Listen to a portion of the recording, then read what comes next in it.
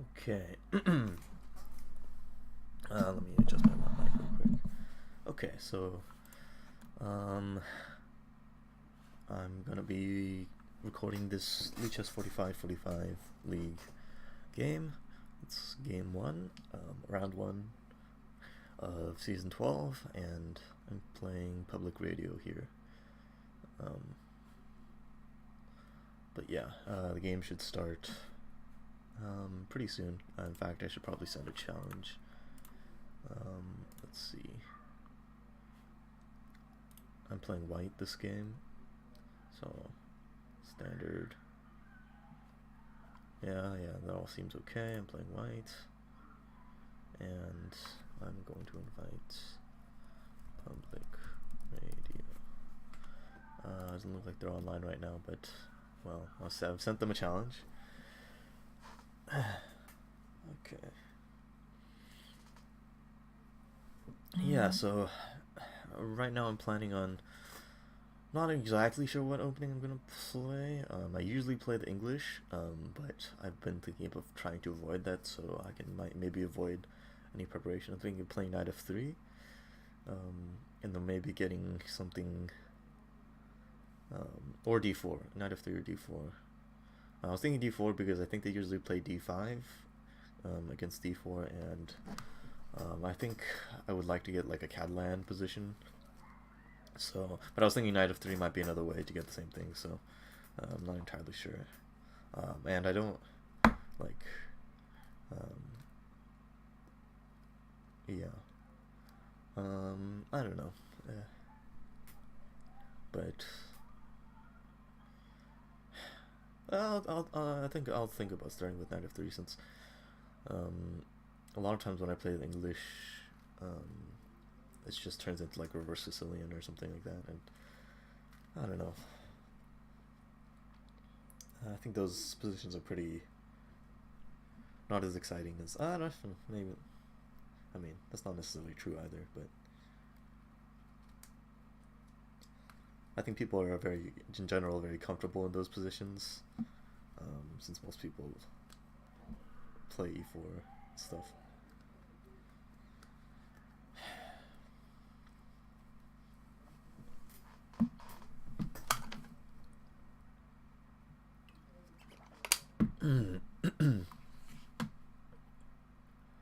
Yeah, I don't know.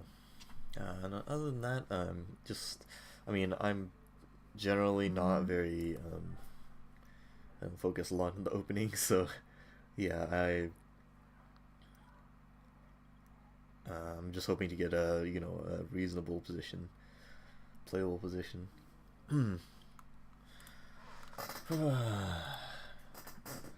So I guess it's time. It's actually time for me to start. So I'll probably just. I'm thinking knight f3. I'm just gonna think.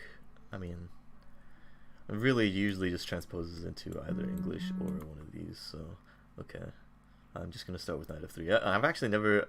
I don't think I've ever played this as move one. So maybe it'll surprise him. But I'm. Hopefully this move order doesn't like completely end up like getting me into like a losing position or something. But yeah, that's what's going on. Okay. Yeah, turn on Zen mode. Okay, yeah, so d4. Now I'm thinking about just playing d5. I'm thinking about just playing d4, and then maybe they'll play like normal stuff. I probably should play d4. That or g3. G3, and then what if they play d4? Yeah, I'm gonna play the d4. And I'm just gonna try to transpose into a Catalan. In fact, I maybe could have gotten to Catalan just from playing d4, but I guess there's some, with this knight on f3 already protecting this pawn, maybe it's a bit less options. Okay, now I should probably play g3. Yeah. I play g3, bishop g2, and c4. I guess they could prevent this at some point, but I think keeping the pawn on c2 also maybe gives you some more options, because a lot of times they'll play bishop b4 to misplace this bishop, or to force like your knight to go to d2 instead of to c3. But with the pawn on c3, you have the option of playing c3, and I mean, not entirely sure about that setup. As I said, I don't really know anything about opening, so I'm just hoping I'll get a reasonable position. But I really like the setup for white with kingside fianchetto. In fact, I like it for black too, but usually it's a bit harder to get an equal position with that.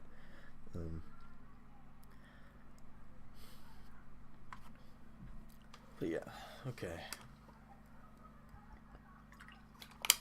Yeah, I looked at my opponent's games a little, but like this account that they have only seems like it's only recently been made, so I didn't get a whole lot of information. I know they played d5 against d4, so that's why I was thinking about playing a Catalan type thing.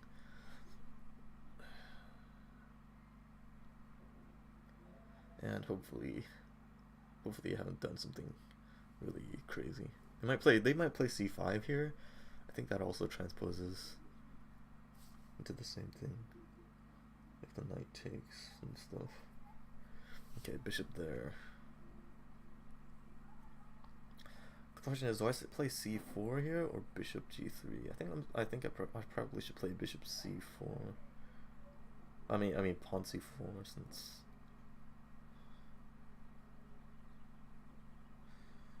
one of the things about this move is that it really weakens this diagonal. So if something like c4 and then pawn takes bishop d2, I'm already threatening to like some stuff along this diagonal.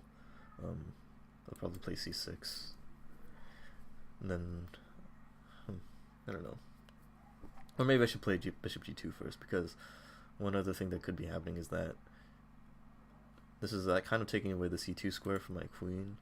And ideally, I think I want my queen placed on that square, but it looks like that's not happening in this game.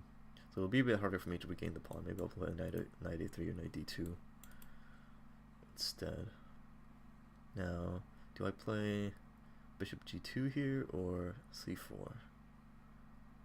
Bishop g2 seems very natural. c4 also seems very natural. Play bishop g2 first. Nah, I think I should play c4, because one of the things is that they could be playing c5 themselves, and I think in that position I want to be able to take this way, and then if they take, I can exchange queens, force their king into the center, and if they take with a knight, I can wait.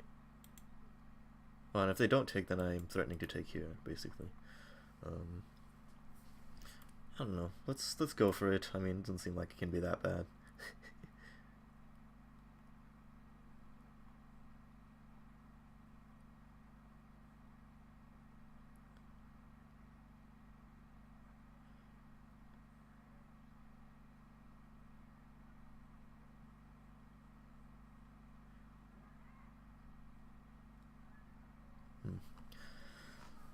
Okay, so if they take, I'm gonna play bishop g2, probably. If they take, I could also think about playing knight a3, since they haven't played e6 yet, and they can't capture it with their bishop. So knight a3, they can't really play b5 to protect it, since that just drops the pawn. It really weakens this diagonal, so if they take knight a3, I guess they could try a queen d5, but then I'll probably play like bishop g2, and the queen could be hit. Oh, well, I mean, the knight will be pinned still, so maybe that works. Okay, e6. So I'm planning to play bishop g2 here, and I'll do it without much thought. Getting ready to castle and stuff. They could play this bishop e4 check, and then I'll play this.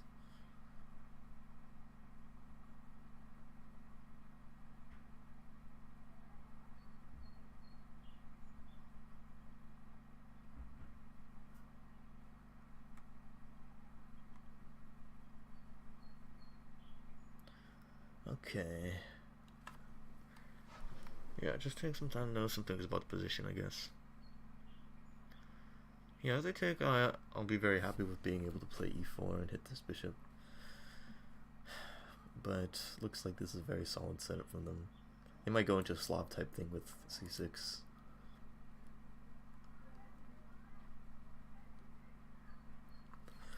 I'm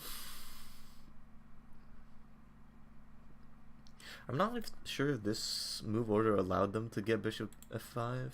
Maybe it's not good to allow this, but I don't know. It doesn't seem like any other move orders actually do that much to prevent this. Oh, well, maybe if you play d4, c4, then they have to play e6 sooner. No, but they can play knight f3. Oh, I mean knight f6.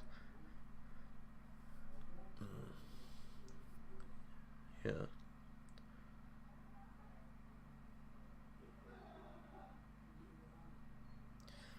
Oh, I'm feeling pretty tired, not quite fully awake. That's not good.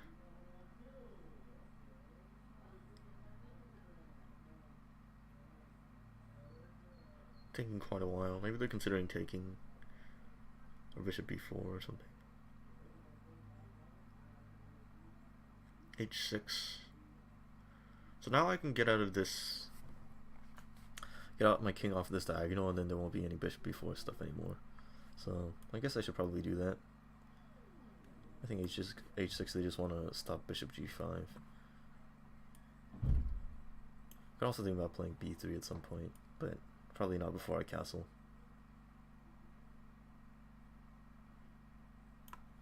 Yeah, that way I can, my bishop doesn't have to be on this diagonal, it can go to like this diagonal.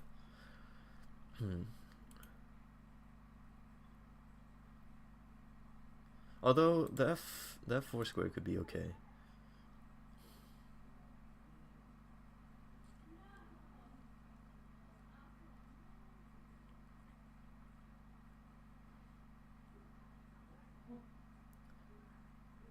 They might just play bishop d6 or something.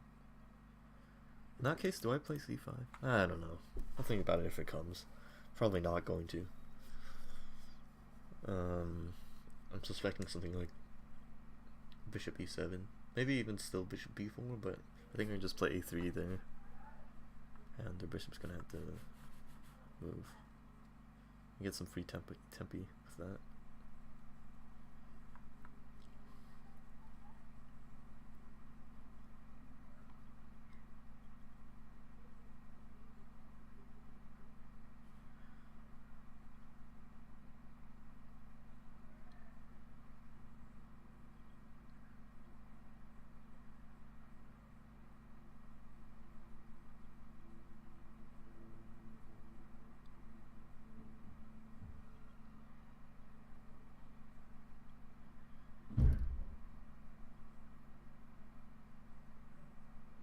Bishop e6.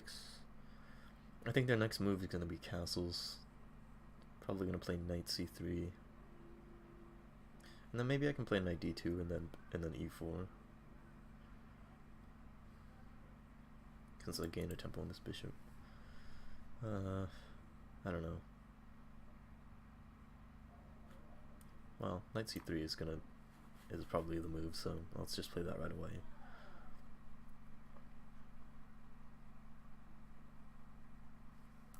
See who's watching. Oh, poop. Okay, this guy is one of my teammates.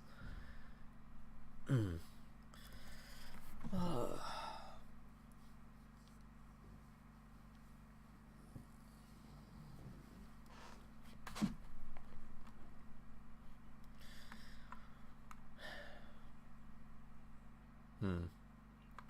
don't know what else to make of this. It just seems like that's gonna be an interesting game. Just kind of what I want, so maybe things are going well.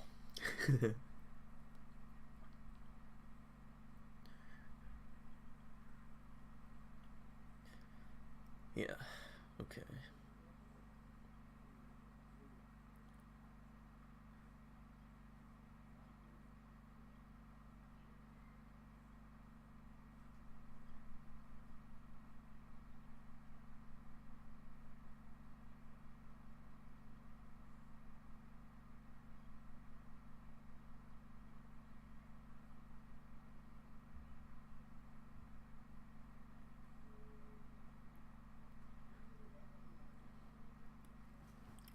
Alright, if they take, what am I gonna do?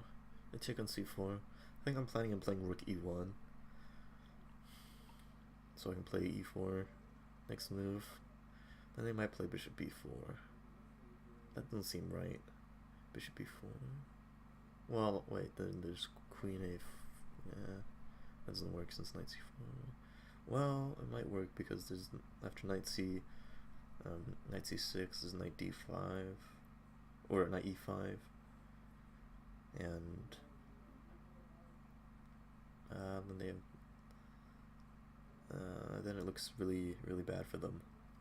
So yeah, okay, maybe that's not a danger.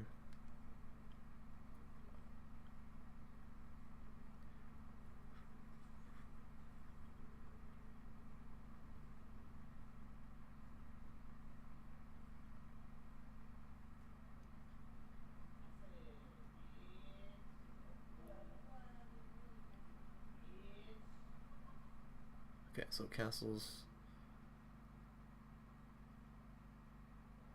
I could also take this moment to maybe play knight e5, but after knight d7 it doesn't seem like that's leading too much.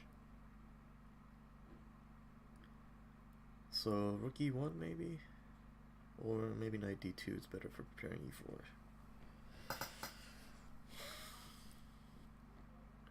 Or I could play b3 and just think about defending my c-pawn that way, and that way I don't have to worry about regaining this pawn really. But I think e4 probably seems more ambitious, so try to get that in.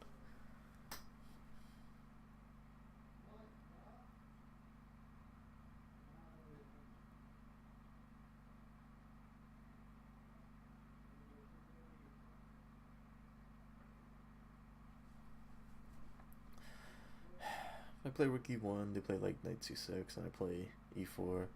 Maybe they'll play bishop g4. Is that pin annoying? Then I get something like I could probably just take on d5 twice or something. Or just take c takes d4. If e takes d4, then I can play e5. Or maybe get some kind of attack going. Yeah, rook e1 seems pretty natural. Rook e1, if they take on c4, still play e4, and then yeah, probably at some point play queen. No, I don't want to play queen a5. I could always just play it as a pawn sack. I don't know. Rook e1 seems like the right move, so I'm just gonna play it. Although, well, it's actually a very poor reason that it seems like the right move to play a move, but yeah, I don't know. At least I don't see anything that's like directly incredibly bad for me, so I'm gonna go for it.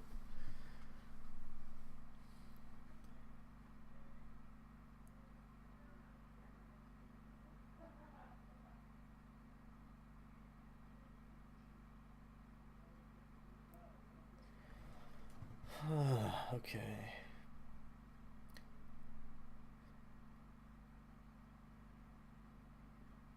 What was I thinking?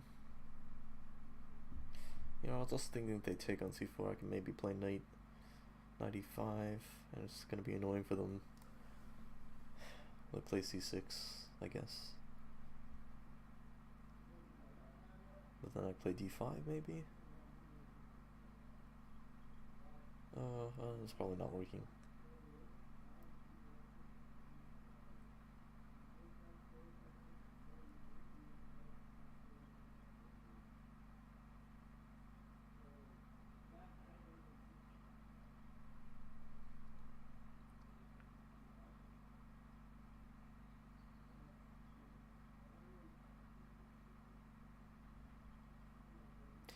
Yeah, if they take on c4, probably it's best to do knight e5 first, since I gain a tempo with that, and then I can play e4 after they've defended that pawn somehow.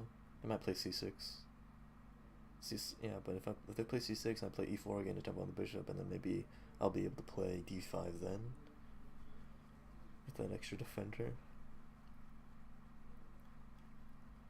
Although my knight on e5 will be undefended if that happens. I'll be careful of that. Yeah. C6. It takes. Knight e5, c6, e4, bishop, let's say h7, bishop e7, d5. If they take a bunch of times, what's going on there? Takes. Do I want to take with the pawn? Yeah, I'll take with the pawn. Takes. I have like 3 defenders on that pawn, so I don't think they can take much.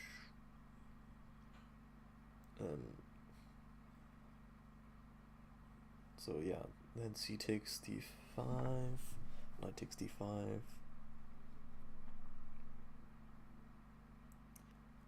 knight takes, bishop takes or something. Yeah, it seems pretty bad for them. So they probably don't want to go down that line. Probably something like, maybe they'll just play knight d7 here. So knight e5 won't be as big of a deal.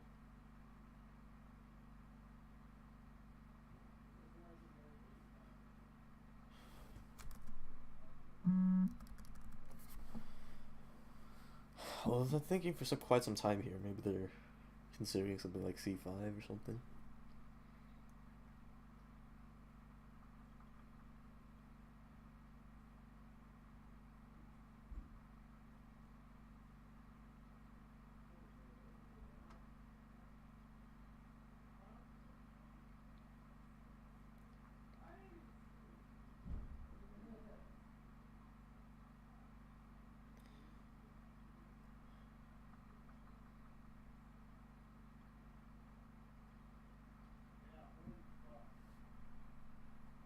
Okay.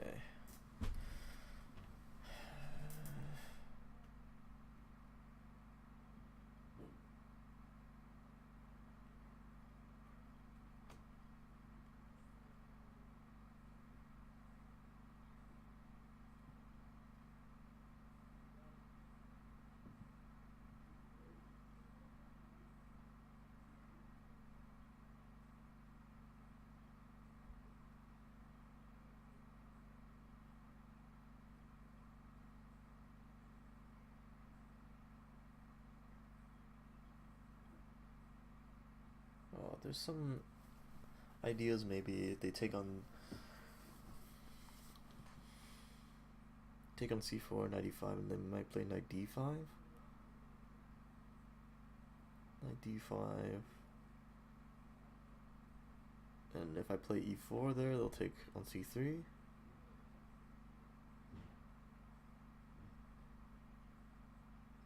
I probably should be thinking about playing queen b3 as well. Maybe instead of rook e1, queen b3 was more accurate.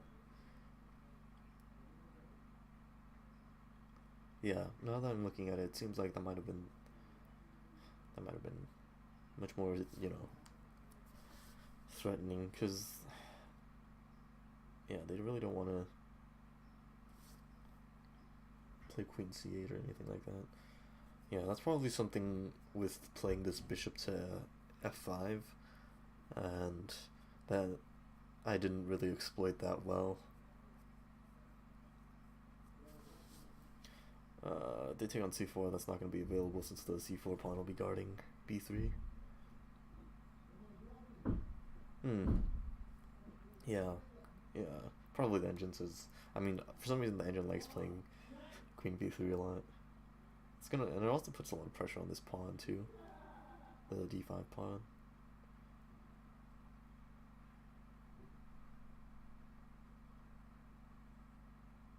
Yeah, but it's probably not going to happen anymore. They're either going to play a knight move like knight c6, after which queen b3 will be met by rook b8. Yeah, not amazing. Missed opportunity, I guess. Well, I'm not entirely sure if that leads to a great position.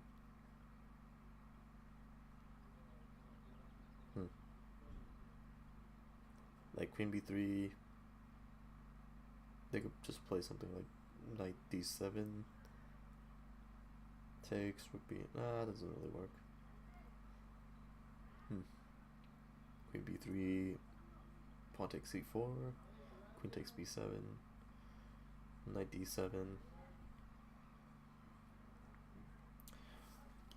Then I can just go about winning this. Actually, in that case, I can play knight d5, threatening to win exchange. Yeah, I don't know. That does seem pretty good. Missed opportunity, I guess. I'll look back at that after the game. Okay, bishop h7. Preemptively. So, I guess, yeah. So I guess queen b3 is available now, and in fact, I should probably think about playing it after I spent so much time during their moves talking about how it could have been good. So, okay, time to start analyzing a bit more concretely.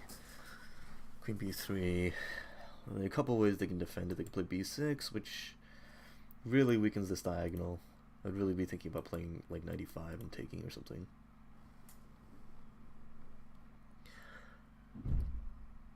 Yeah, probably they don't want to play b6.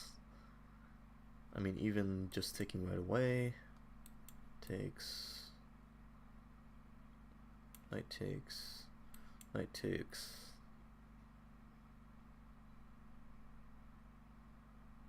Well, that doesn't work. What was I thinking? Okay, take right away, then they do that. I could play e4 maybe. Well, actually my queen would be guarding that square, so I could play knight takes. And after knight takes, well, not exactly. Well, I could play knight e5 first and then play knight takes, I think is the idea.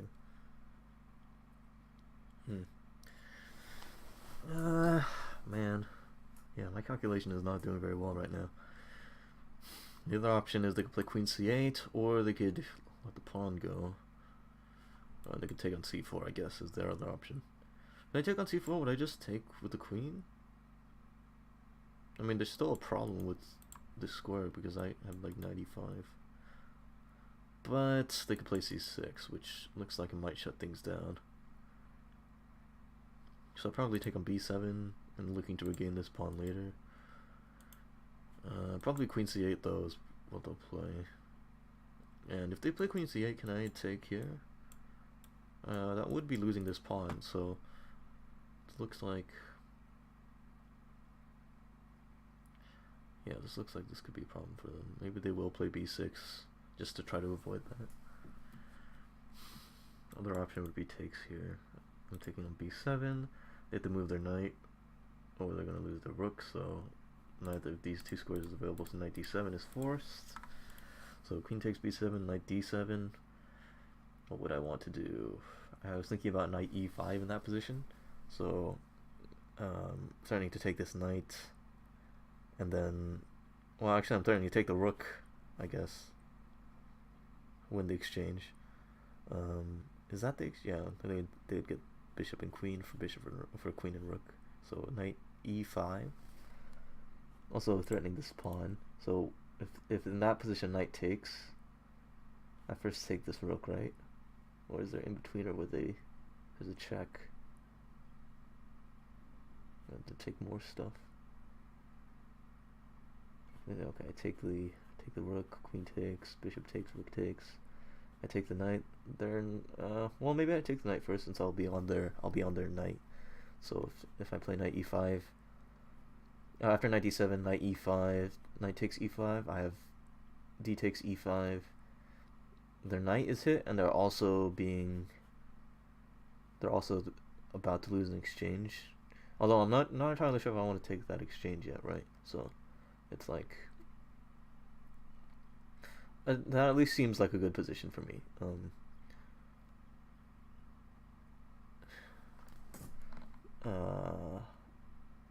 Knight e5. Well, I'm gonna play something else. So knight d7, knight e5. They could just play something like rook b1. Take a7. Doesn't seem any good. Maybe they're thinking about playing like knight. They could be thinking about playing knight c5, maybe. Oh no, but in that position I can still take on a8, and then I'll take on c4, winning back my pawn. Yeah, okay. I've been liking the lines I'm seeing. I don't want to. I mean, actually, my opponent has spent a good portion of their time, so I think I should probably take this time to really think about stuff. So queen. Well, if I were in black's position, I would definitely probably take here. And maybe going down the exchange is not so bad, since there's some. After that, in that position, there'll be some weaknesses around my king. Although I'm not sure how they exploit that. Since their bishop has already played f5 and h7, they would have to. And I'll probably play e4, just shut out the bishop or something. I mean, it does seem very promising. I'm gonna go for it, I think. Just make sure I'm not blundering anything.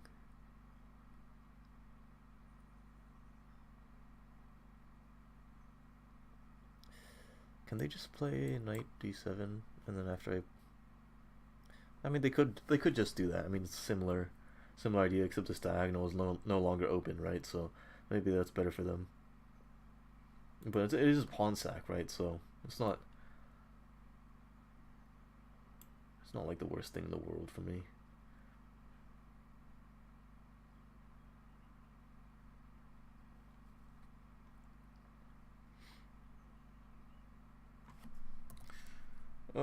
Okay. I got like three or four of my teammates watching. Man, I hope I don't blow this position. We've already had our top board. Yeah, I think they had like a winning position in their game, but they ended up time pressure caused them to blunder and lose in the end game. So yeah, my time management last season, I played one previous season of 45-45. So this is my second season. But last season my time management was pretty poor.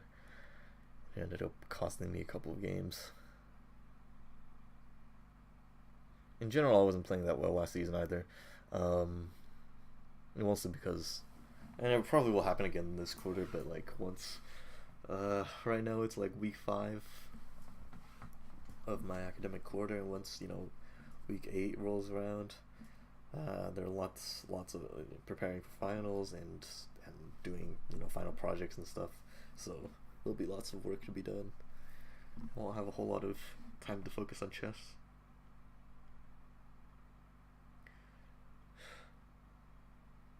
But yeah, I don't know. Wow, bishop h7. Really wasn't expecting that move.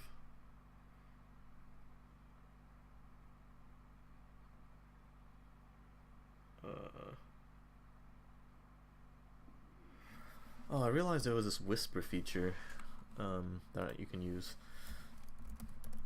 Yeah, but I haven't been using it since I play in Zen mode, right? So I should probably try using it a bit more. Yeah, I think Zen mode helps a lot more for like Blitz or Bullet than it does for like a long time control game like this, so I'll just keep it out of Zen mode, and if I want to, have the opportunity to whisper the spectators.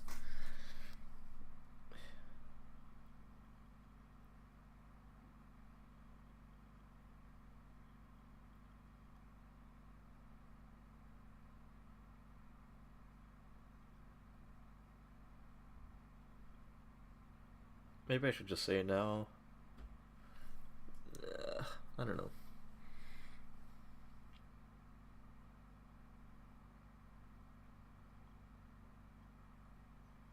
It's kind of I mean, yeah, I wasn't really thinking about queen b3 at all last move. But after I played rook e1, I spent a really long time thinking, so it just kind of popped into my head that was the thing. So I like when my opponent spends time. It just gives you time to like notice things about the position, and a lot of times that can turn out to be useful on your own move. So they're taking. So if queen takes b7, they're gonna play knight d7, and I play. So what happens if I play knight e5? Oh, e5 in that position, then they can. That's looking very uncomfortable for them, right? Maybe they have rook b8. Rook b8, queen takes a7 though, and it looks like it's not a threat to them, or not a threat to me. I do have to be careful that my rooks are not connected right now. It doesn't look like it factors into too many variations, but yeah. After rook b8, my bishop will be kind of trapped on defending this until I play like b3 or something.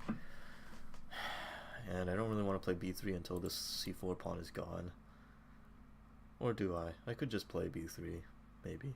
If their rook's on b8, well, I lose back a pawn, but I have the a file. I don't know. I could just take this, and if they play c6, play e4 with ideas of d5. Maybe. That's another way of going about things. c6, e5, takes, knight e5. Nah, it doesn't look like that. It's not that amazing. Although this e file will be open in that case, so maybe there's something with like rook takes e7. But this also seems reasonable. Knight d7 is forced, and it just looks like black. I mean, these isolated c pawns. I could even just play like after knight d7. I could probably just play like queen b5. Threatening to take this pawn. Yeah. I mean, there's no real threat to my position, I don't think. Although there is some weakness on d4. Although they can't play knight c5, right? Oh, knight c6. So, yeah, it doesn't look like that's available to them right now. Okay, I'm gonna take this. There's also no way my queen gets trapped, right? Since this bishop's on this diagonal. If the bishop wants to come here, I always have knight takes.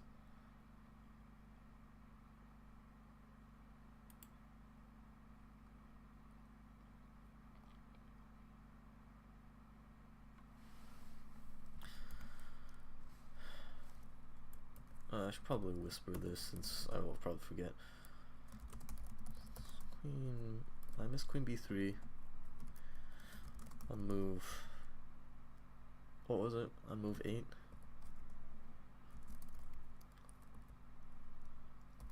My opponent took.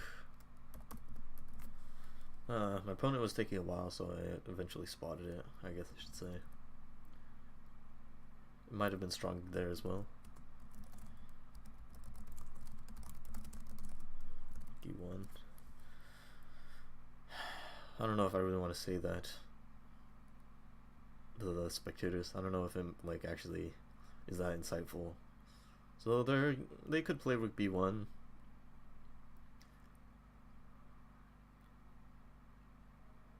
I mean rook b8. What about queen c6? That also seems annoying for them to deal with. They're not going to really be able to attack my queen unless they want to play knight b8, which hangs the rook. So queen c6 seems pretty.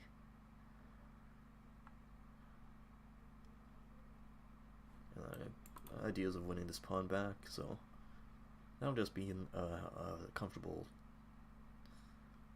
I'll call out my plan B, and I'll calculate knight e5 a bit. Knight e5, of course, threatening to take here, but also threatening to take here, maybe in some lines. In fact, if I take here, then this knight will be hanging after queen takes, bishop takes, rook takes, so. That's not going to be out. They'll have to take on e5 at some point, after which I can take on e5 with the pawn, hitting this knight. So, knight e5, what if they take right away? I think we already discussed. I'm going up an exchange after e takes, d takes e5, something like, let's say, well, they could play this move actually. They could play knight d5. So maybe knight e5, knight takes, there's something better. Because after knight d5, looks like the position is... No, knight d5, e4. It's a possibility.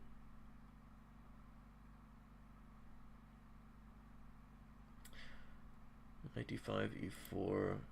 Okay, so, well, this is the world where I play knight e5, we exchange on e5, and they play knight d5. I play e4. I have a pawn on e5 still as well. So e4, where is their knight going to go? They could go to b6, defending the rook. That would work.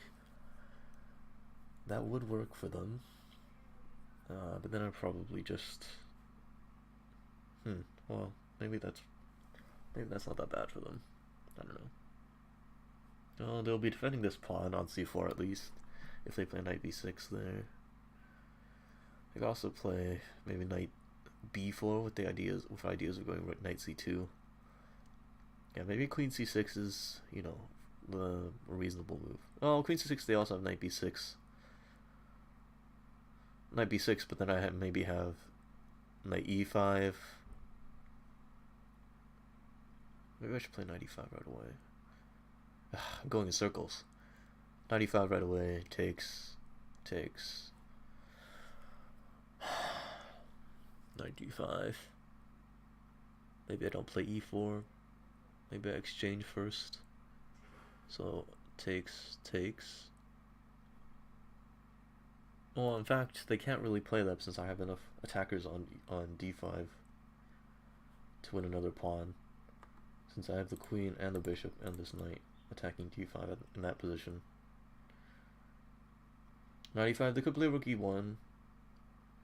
Rook e1. Rook b8. Rook b8, queen takes a7. Rook b8, queen takes a7, knight takes e5, pawn takes e5, knight d5. In that position would work for them, I think. Yeah, that looks like it works. But at that point, I'm already up like 2 pawns, so... Well, I'm up a pawn, but these 2 pawns are going to be extremely weak. So, I like knight d5 in this position. I don't know if there's anything else I need to consider. Maybe knight b6, if they play knight b5. But there, I can probably just play knight c6 or something. Knight c6, or knight takes e4. Oh, it doesn't work because knight's guarding it again. Or queen c6. I like knight c4 though in that position. Threatening the queen. And then I'm also threatening to take this pawn and stuff. Knight c6. Man. Okay. I like those variations. I'm gonna go down this path. There's no recording. Hopefully I'm not. Hopefully my recording didn't stop. Okay, yeah. Looks like we're still recording.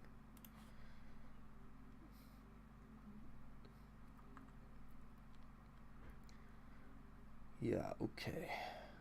Yeah, this is gonna be interesting because I am a bit lagging in development. I really do want to play at some point bishop, like probably bishop f4 or bishop d2, and then I'll play rook c1 or something, just hitting these pawns, these weak pawns. Ideally, I don't want to exchange off this bishop, but it could happen if I want to win the exchange here.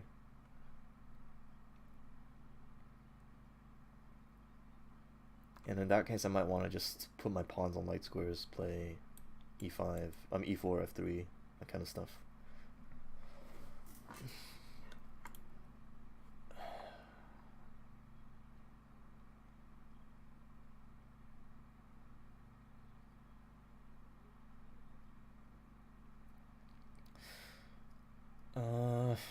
Yeah, I don't know. Things could get hairy here.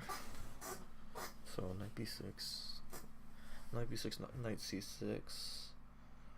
In fact, there's no rook b8 even in that position, since the knight on c6 is guarding b8. And then I'm threatening, well, I'm not really threatening that yet, am I? Since there's knight on b6. Maybe I can threaten a4, a5. Yeah, maybe.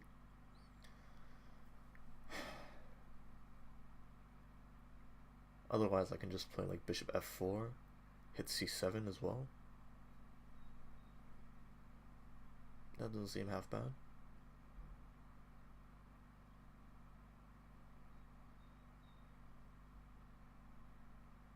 But then they have maybe bishop e6. Bishop e6. So maybe I should take first on e7, then play. Take on e7, queen takes, bishop f4. Bishop f4, but then c7 is defended, so they could play like rook fe8, or I mean rook fb8, kicking my queen. Well, actually, it's not defended enough times. It's only defended once in that position. So I could play queen takes c7 there, but maybe it's not that amazing.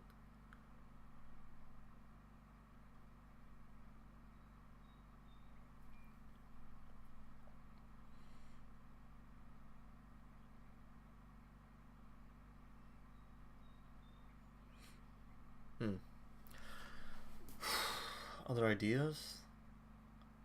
Any other moves that they can play? Some weird moves. They might play like queen c8 maybe, just wanting to exchange queens. Yeah, queen c8. Seems reasonable for them. Well, queen c8 they still lose an exchange, I guess. That's not that good for them. And then I have like knight c6. It's pretty nasty.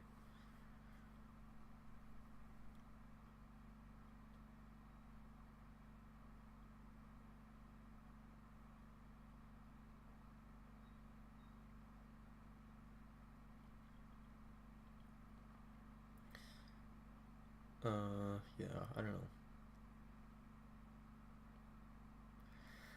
What else to consider? I do need to be careful about the d3 square. Don't want to play e3 in this position. So e4. I mean, e4 will be okay, but yeah, it's like maybe there's some world where my d pawn gets attacked. I can't really defend it with other stuff, so be careful about that, because then bishop d3 looks like annoying, like it's gonna be very annoying.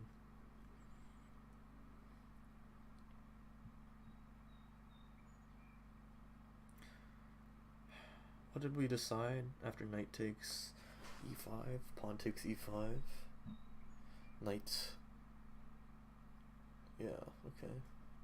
They'll have to move their knight, right? So it's gonna be, looks like e4 and d5 are not available. Maybe knight d7, just hitting the pawn. Seems reasonable. I can win an exchange in that position. Let's say I do win an exchange. How do things look after that?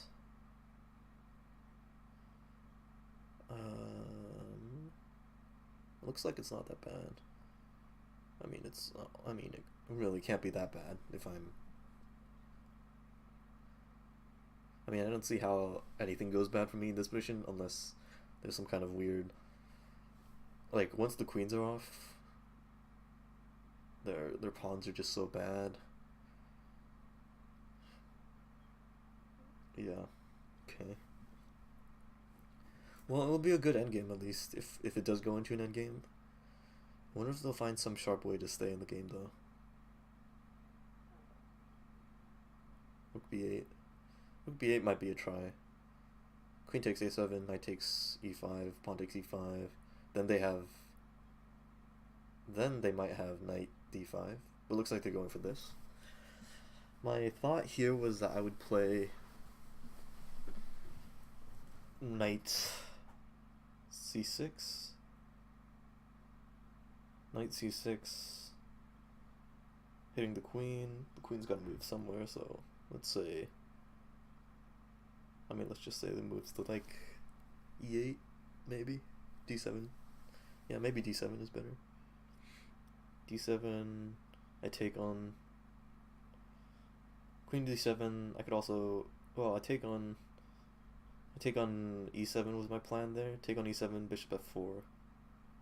Maybe they'll play rook c8, rook fc8.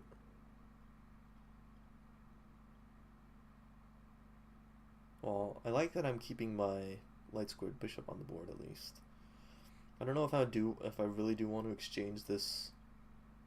Maybe I should just play bishop f4 here. Rook b8. Rook b8, then I have queen c6.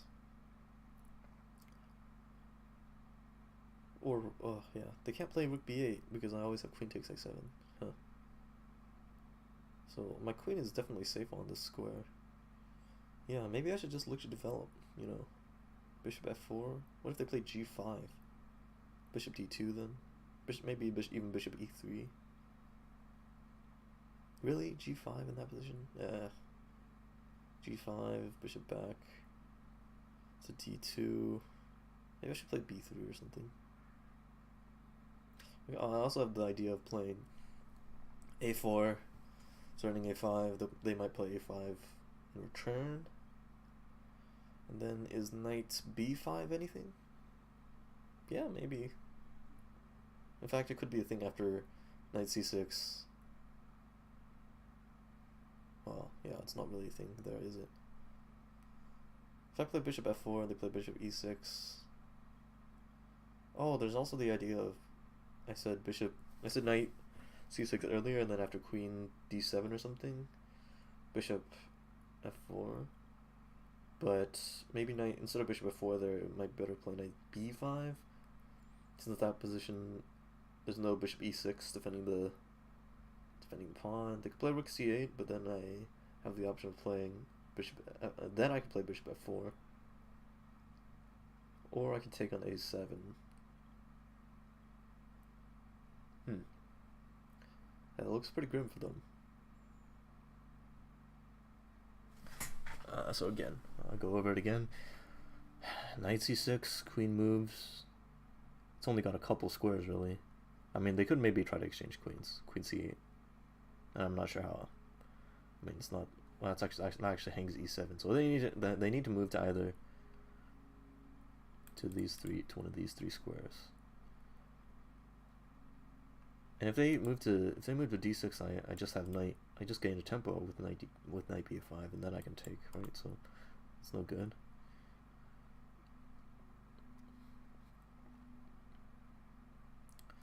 Yeah. Also, I need to note that right now this pawn is hanging, so I do want to play a knight move or maybe bishop e3. Bishop e3 looks ugly. Maybe knight b5. Maybe some queen move that defends it. It doesn't look like there is one. Yeah, it looks like knight c6 would probably be the option here, but then they might jump into d5, right? At some point, I guess right after knight c6 they can't. d5. If they jump into d5, I'll play e4 probably in the future. So immediately they'll play one of these two, probably queen d7 just to connect the rooks, so there's no threat of winning the exchange if this knight goes away. So queen d7, knight b5, threatening a7 and c7. And in that position, they could maybe play bishop e6 to defend that pawn, but then I'll just win this pawn with knight there.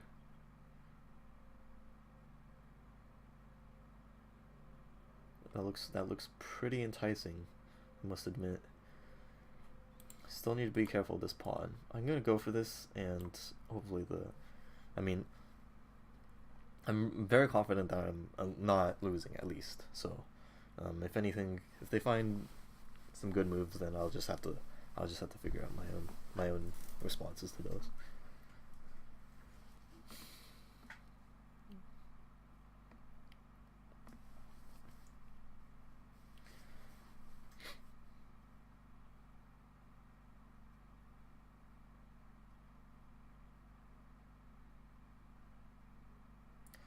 I'm expecting them to move relatively quickly, so after knight b5, what are they going to do? I mean, I'm expecting them to play one of these two moves pretty quickly, so then I'm expecting to play knight d5, or knight b5. Knight b5, then what are they going to do? What are they gonna do after that? Well, actually, maybe I can also consider like d5. If takes, because there's this weird tactic where I take on e7 at the end, and then I'm forking the d5 square and the king. So it's actually very interesting. d5 takes, knight takes, right? I actually like that quite a lot. Although I'm not sure if I actually have enough defenders, because they have like four attackers with that square. So I have. Oh, but I'm not only am I forking this square and this square, it's also revealing my queen onto this. Wow, is that actually working? So d5, pawn takes, knight takes. Say this knight takes.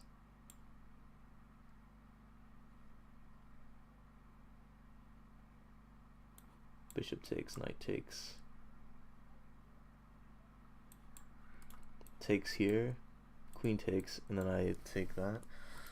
So in that position, I've won a pawn. It's not that exciting, is it? So maybe I should look for better. But I am liquidating quite a lot, and these pawns are so weak that I don't see how the endgame can be losing for me. Although I don't have a light square bishop. That is one important thing to note in that variation. So on e5. I could also play e4, just preparing that, since any bishop e6 will be met by e5, where I'm winning their. Yeah. Is there any world where they can like somehow deflect this knight? No, it looks like e4 is going to be strong, and d5. As long as d5 doesn't work in this position, I'll probably play e4. Can't seem to make it work though. Takes. Okay, so maybe I can play this earlier. Knight takes e7 earlier, and then it might be better.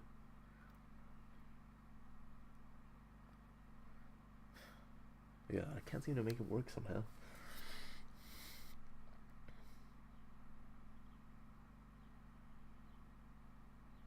Because there's some weird. Because instead of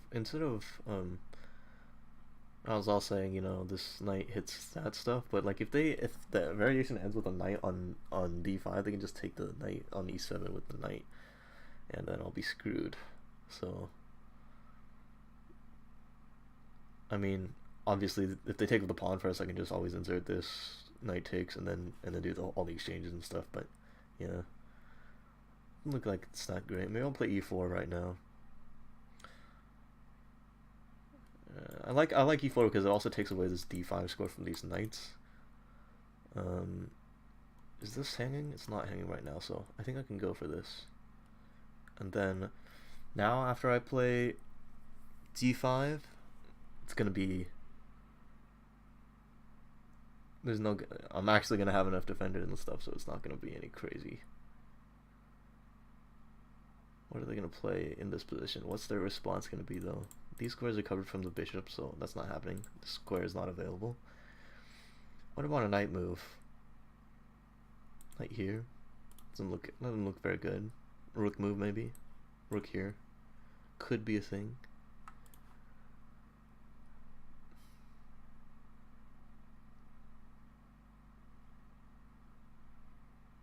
I also have a7 hanging right now, but that definitely doesn't look like looks like it's a bit loose. Because what about rook b8 in that position? That might be screwed. Yeah, okay. Let's. Yeah, this just makes too much sense, and they like black just has no moves, right? Maybe rook d8. No, it's not. That's covered, right? So, yeah, man, this knight on c6 is just too strong right now. It's gonna be at least it's worth at least a rook, right? So I won't mind if they want to sack an exchange for it.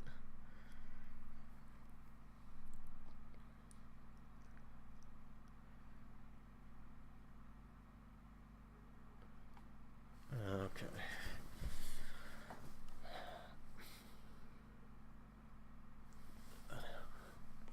So d5 maybe.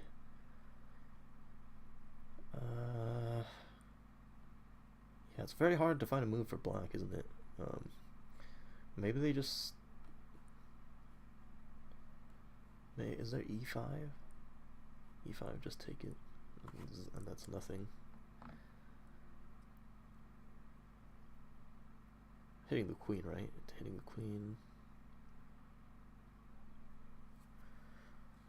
So e5. I just take it, and I'm on this. Yeah, I don't know. e5. If I take it with the knight, though, there's queen takes here, which seems like it's not exactly what I want, right? So e5, d5 probably. I mean, with this, like, just with the, the same idea as before, that this knight is gonna be a beast. So I just want to cement this, and then I can start, completing my development and stuff. Bishop e3 will be good in that position.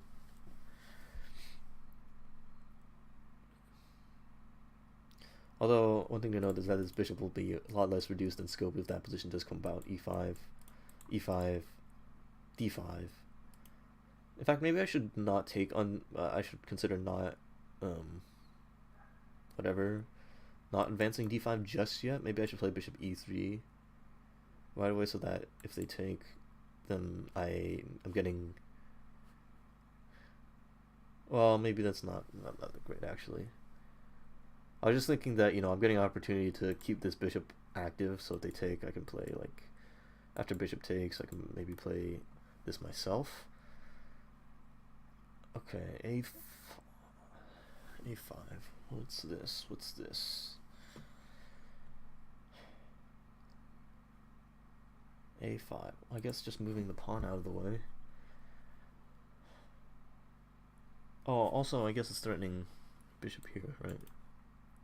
Bishop there is not that concerning for me, I don't think. d5, bishop there. Maybe it's something. Well, I mean, it's just bishop for knight, right? If they exchange. Well, d5 they don't have to take. They could play e5. But, yeah, again, the position looks crushing, so.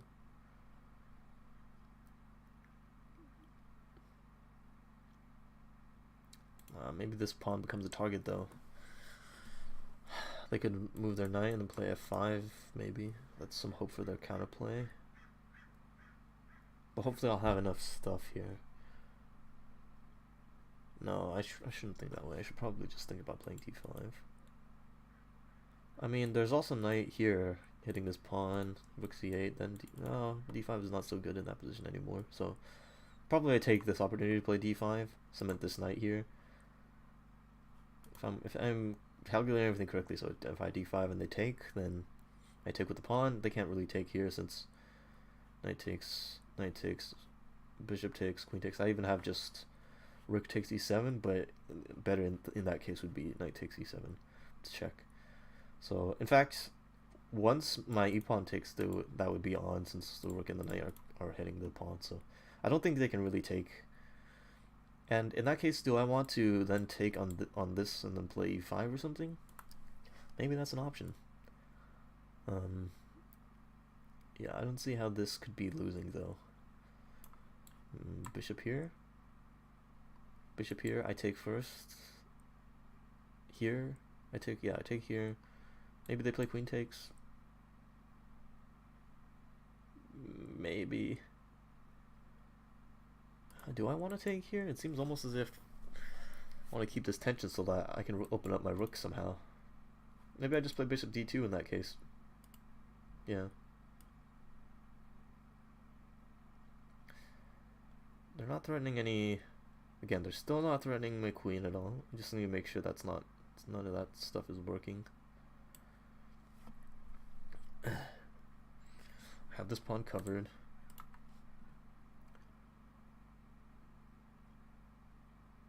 Although if bishop b4 and I play bishop d2 and we exchange, maybe then they can take, because there's no longer this bishop here to at the end for me to gobble on. Yeah, if they then take and then I go here, they could take with the knight, and maybe it's not so great for me. Well, if they take, I could first take here, ruin their pawn structure. Then they could take here. Well, they're removing. Yeah. Okay. And that's still okay because I still have this idea if their knight doesn't end up. Yeah. I don't know. Pawn takes knight here. It's still not working somehow.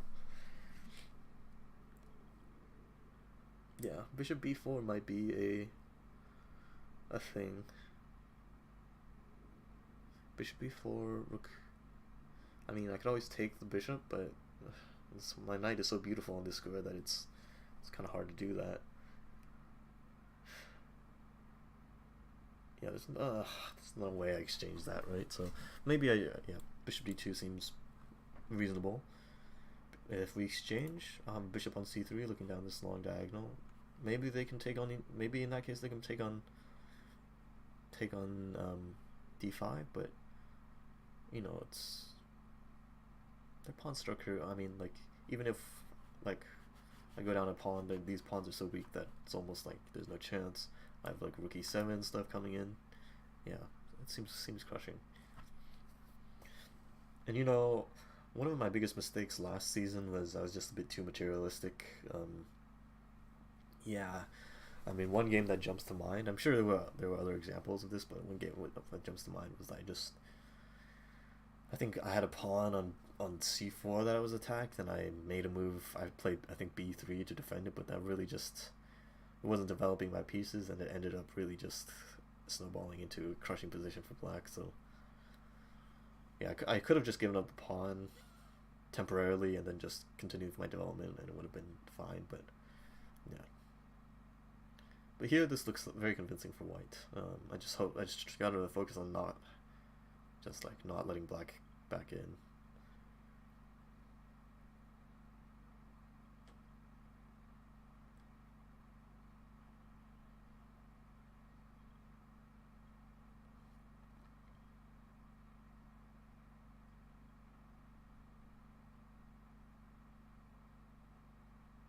Yeah, ideally, like, the perfect world, this e-file does open up for me, but it doesn't look like... I mean, I don't see how, if as black, you can ever allow that, so... Probably this rook will end up going to d1 at some point. Maybe the other rook will go to d1. Yeah. I mean, defending e4 here is also pretty good. I mean... Yeah.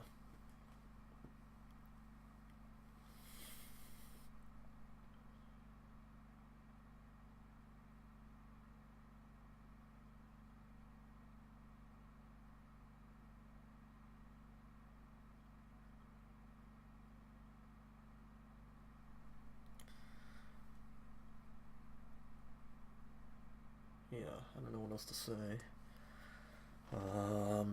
Just try to, yeah, again, usually when I don't really know what to think about, there'll be some, I'll just try to, you know, look at the position and notice things that I haven't noticed before. You know, remind myself of, you know, certain features of the position, like, you know, maybe I can't take, like, a certain piece is overloaded, I can't take, you know, I have to be aware of that in some variations and stuff, so, yeah.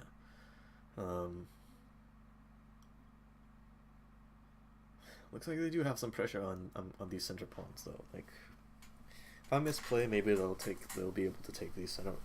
They'll be able to win a pawn in the center or something, and it will be tough for me to. Well, I mean, it'll just be a bit tougher for me in the endgame, right? Like, if these two pawns survive the endgame or are able to exchange themselves for these other pawns, then it'll be good for me. Yeah, so they played this move, which does look pretty good. So a couple options here. I think I said bishop d2 is definitely attractive. I mean, it's just, you know, very solid. I could play bishop f4, hitting the c7 pawn.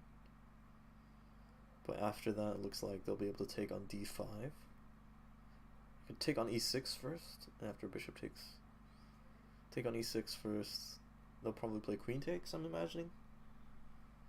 So after queen takes, maybe then I can play bishop d2.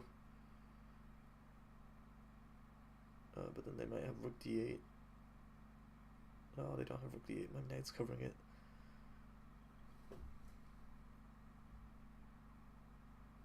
Question is, do I really want to give up this d5 pawn?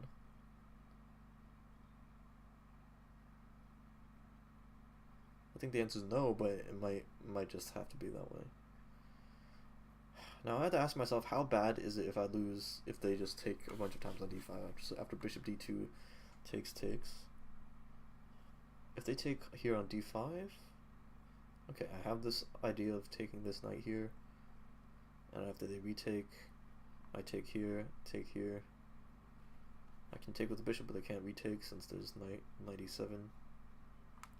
So bishop d2 looks, yeah, looks like it's solid. It's just like the problem, and then I'll play a3 next move. Like if they just play some random rook move, or like they move the king or something.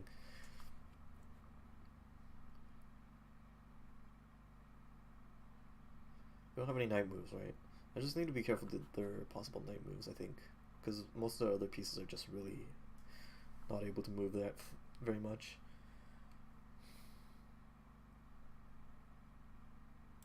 Okay, I'm gonna go for bishop d2, start playing a bit more practically.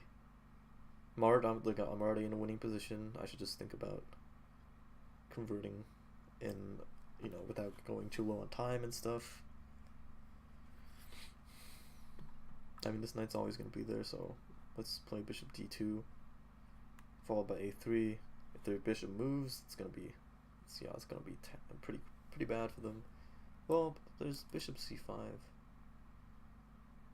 Somehow I didn't realize that somehow the position opened up for that bishop. That's a bit of a shame. Okay. So maybe I should just take here. You know, I also have this diagonal if they end up taking the knight. I do want to get my rook on the d file though, so I would want to develop my bishop. Plus this pawn could be a weakness at some point. What about bishop e3? Takes. I mean, I have some. But then hangs this pawn. Let's play bishop d2. Not take too much time.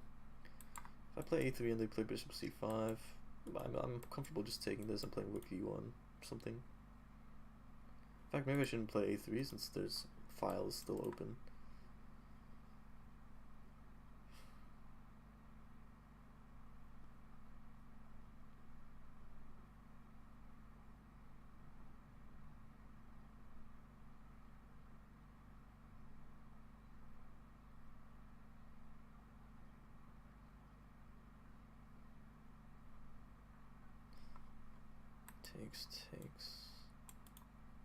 Takes.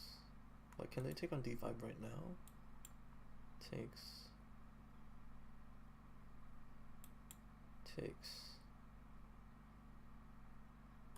Well, I have this weird idea of doing this first, and then I can take with a knight here, but then these pawns are becoming somewhat alarming. Yeah, I really don't want to. I want to find a way to convert this into a material advantage, since it looks like black might be like slowly wriggling their way out.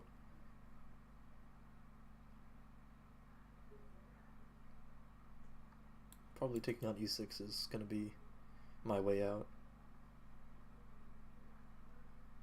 because at least I'll have these pawns as targets and stuff. And this bishop is very, very bad right now.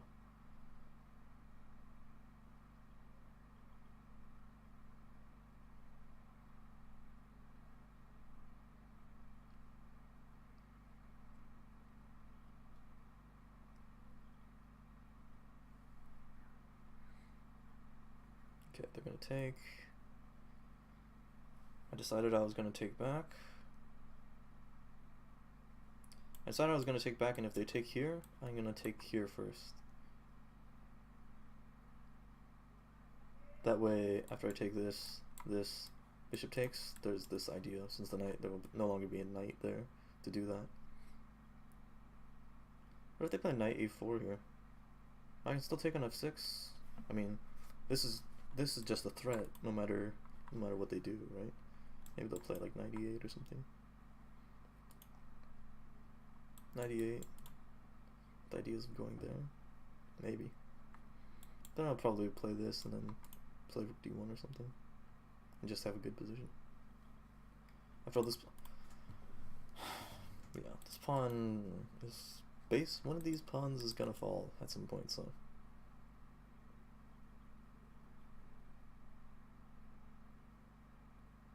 Okay, so they're doing this. Now my idea was this. Can they take? Yeah, they could take here, but they're down a piece for that. Yeah, there's no knight trap. Queen trap, is there? It just need to be where there's no way for them to deflect this knight still. Because once this knight moves, there's some weird stuff where my queen could get trapped and stuff. I'm thinking of taking here. Yeah, it looks very reasonable.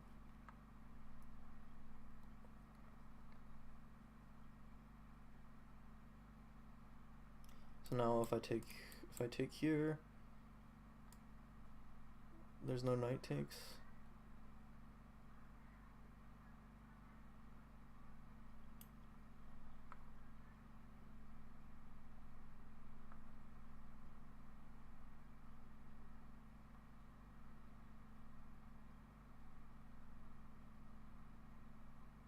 In fact, I could even play something like rook d1 if knight takes, but this is just crushing, so. Oh, not this right away, it's actually bishop takes, right? Well, maybe I could play this first, but then there's bishop d3. Yeah, that doesn't. I just want to make sure there's no in-betweeners, like knight takes, bishop takes, knight takes, bishop takes. There's no weird, like, rook here or something. No, since my knight is still there.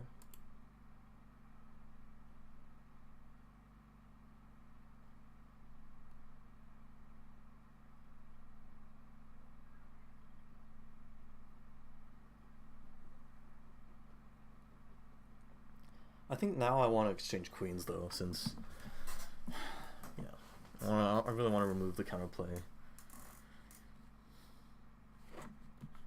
I could play rook e1 or rook e8 here, maybe.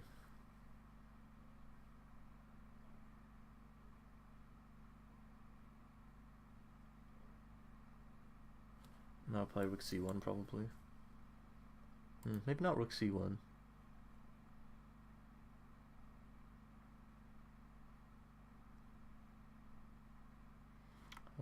In that case I want to move my queen to a better square probably. Maybe I'll play b3 or something. Rook c1 then b3. Yeah, my queen is very awkward in this position, I'm starting to realize. But once their rook moves, I've ways out, I think. Yeah, this pawn is really shutting in my queen, but yeah, it's still hitting the square and stuff, right? So I think rook e8 might be their best try. Rook e8, is there anything with knight here? Probably not. Oh, there is something with knight there, isn't it? Oh no, the knight's defending this pawn, the rook on a8. Oh, that knight's really holding everything together. Maybe I should think about like b3 takes rook b1 so I can eliminate the knight. Well, I don't want to allow too much.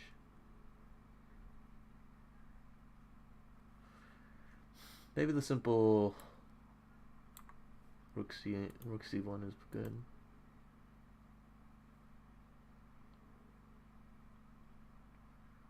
Yeah, I just need to find a way to extricate this queen.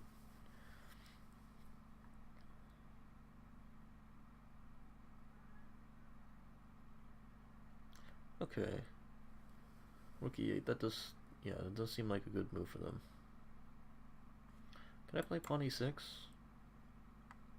Takes, queen takes, knight takes. It's kind of solving the problems, isn't it? Well, not quite, since I have a discovery. In that case, winning the exchange.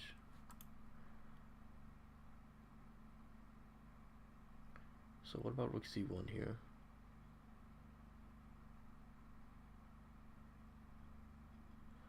Yeah, what about rook c1? Bishop d3 will be a problem at some point. What about rook d1? Then I can play this without really losing anything.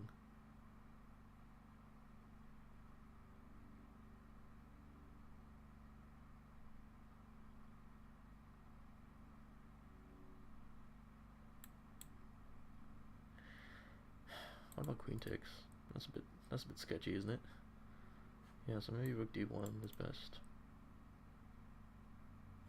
And if they exchange rooks, I don't mind having the e-file and being able to play rook e7.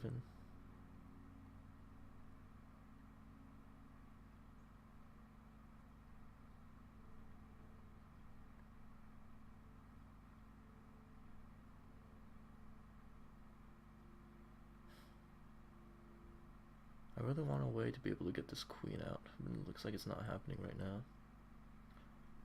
Maybe rook d1. After all, I think they are just threatening this pawn maybe now. If I do nothing, king h1 takes. If I do this, they can take the knight. Oh, if I do this and I play this check, they can take the knight. Oh no, it's a double attack on the queen. Either way, let's play rook d1, see what they do. What about bishop d3?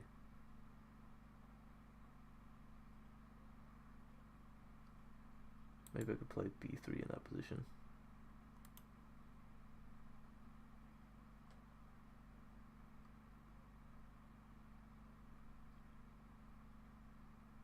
Or bishop f1.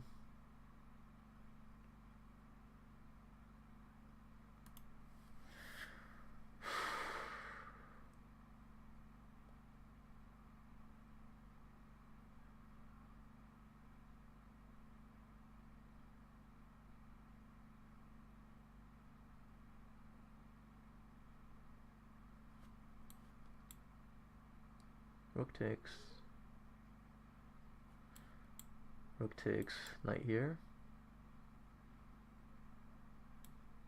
Knight takes, no knight takes, in fact. They wouldn't have the open e-file though. And I think that might be important.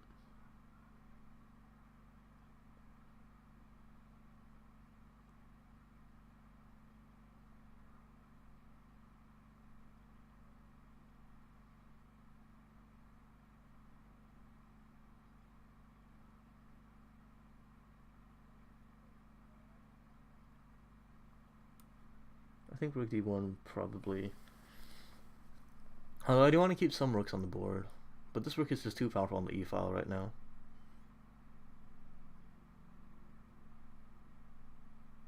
And I mean, it doesn't really have any squares along the e-file that are not covered, so yeah.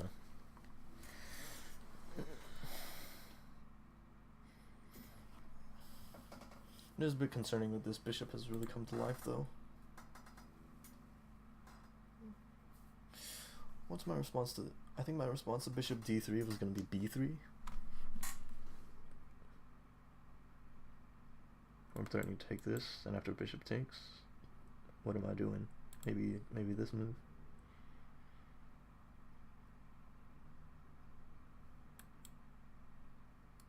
Queen there.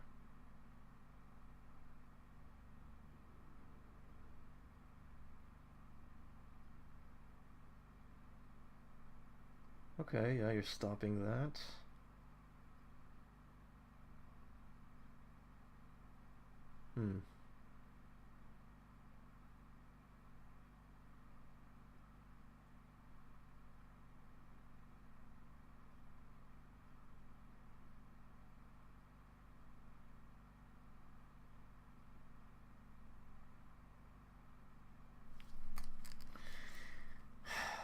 Okay, how am I doing this?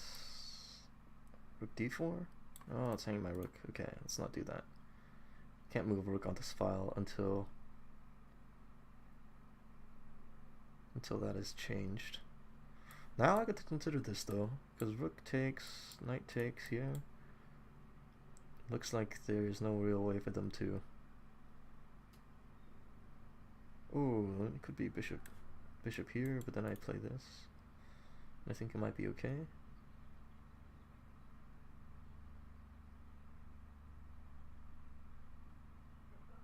I'll be up a pawn, right? With hopefully more to follow. Just be careful. If I take, they have to take, it's check. And then I play knight takes a5.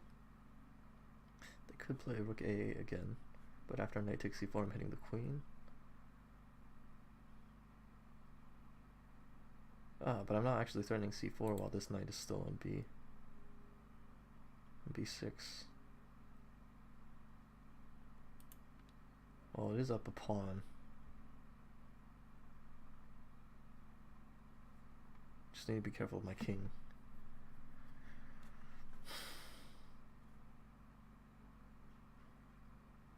Where does this knight want to be? Is it still want to be here on c6? Yes it does, but my queen wants to be somewhere else. How about this idea? Takes, rook takes, queen a6. I'm going to take this pawn next, either with the knight or with the... And this is not hanging right now. I could play bishop there. I could play this. f5. Well, once I take on here, this is going to be another defender, right? So let's do this.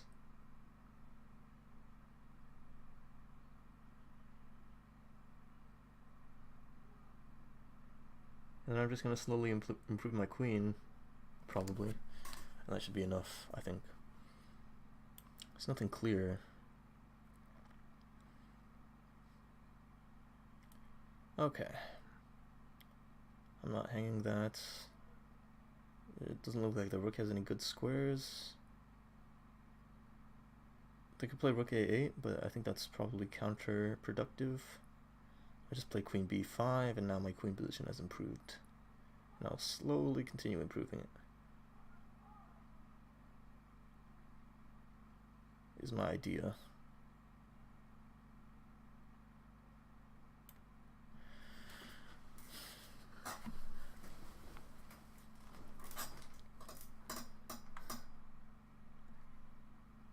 Be careful of back rank stuff. Can't leave my back rank exposed.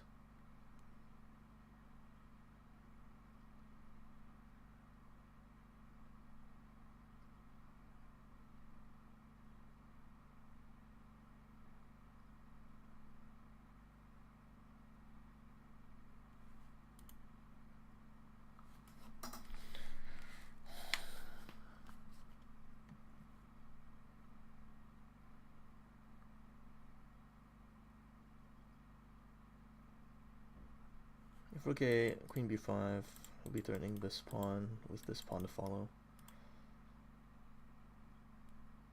And I don't think vacating the e-file is the best idea either. I could play rook e1 after that and threaten an invasion on rook on like e7.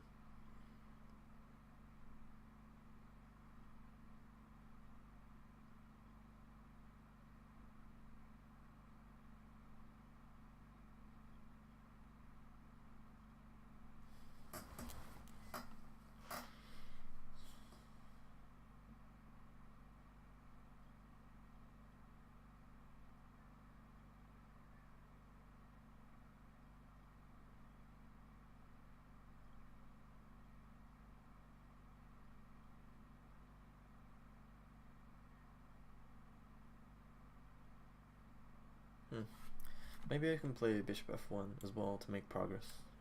Hit this pawn. Could be a queen there. After queen b5 probably.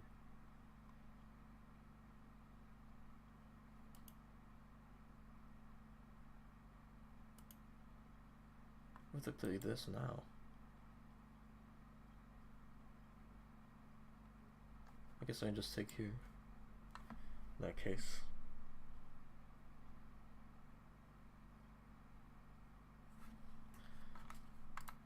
What about queen here? No, that's what the heck am I thinking? Okay, these squares are covered then. It's covered. This is covered. This we know what we're gonna do. This is covered. This is covered. So queen there, or queen there could be a move. Maybe they'll play bishop d3. If they do, I'm thinking about playing bishop f1.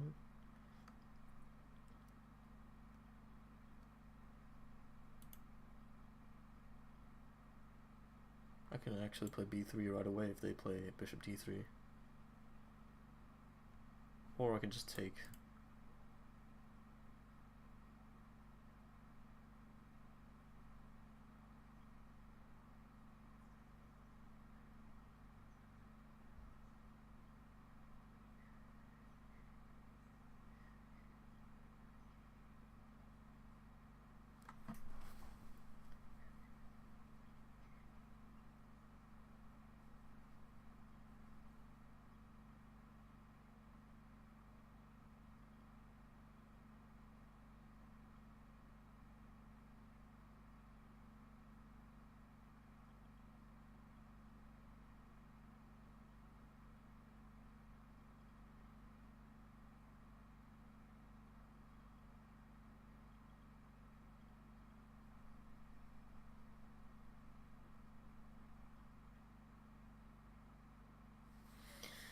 Whoa, man.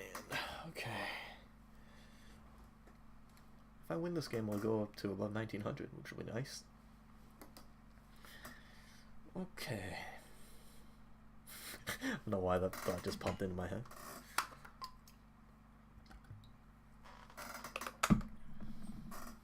I should have played queen b3 move earlier, but this looks like it's okay still.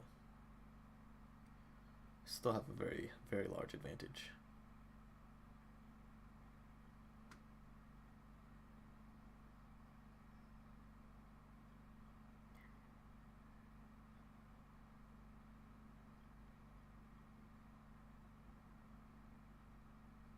Maybe they're thinking about bishop c2. Bishop c2, rook c1 is probably best.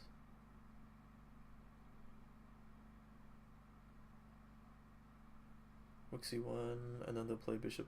Then they might play bishop d3, which could be annoying. I play b3. Threatening to take. But if they take, it's not that great for them. Oh, this move. I don't know about that.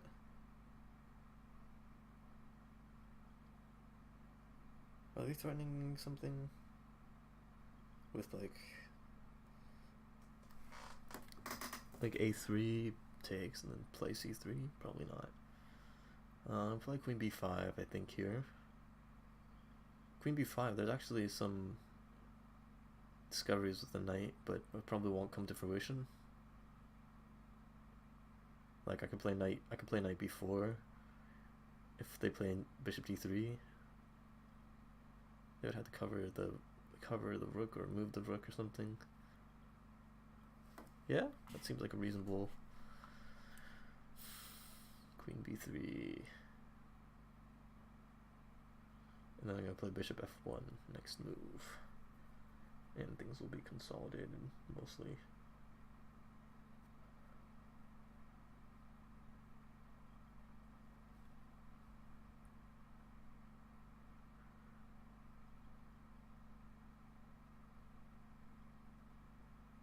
Okay, let's hold on a second.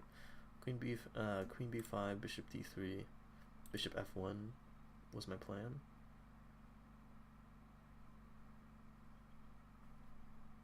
They have knight takes here. Or even queen takes, maybe. Maybe I should play bishop f1 now. But we had this idea of queen there. Yeah, but queen there I can play rook c1. But then they're taking here. What with the queen?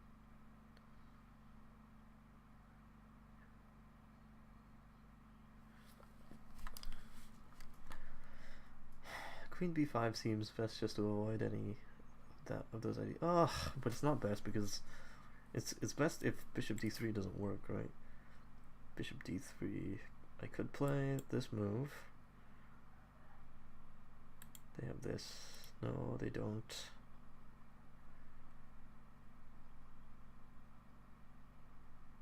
Bishop d3, knight there. What if they move? Where can they move their rook? If I play knight there, they can move here or here. And that's about it, I think. Oh, they can move it here. If they move to... They probably won't move it there, right? Okay.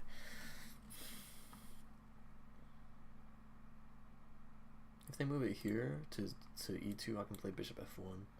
I think that should be enough to... Because they'll have a bishop on d3.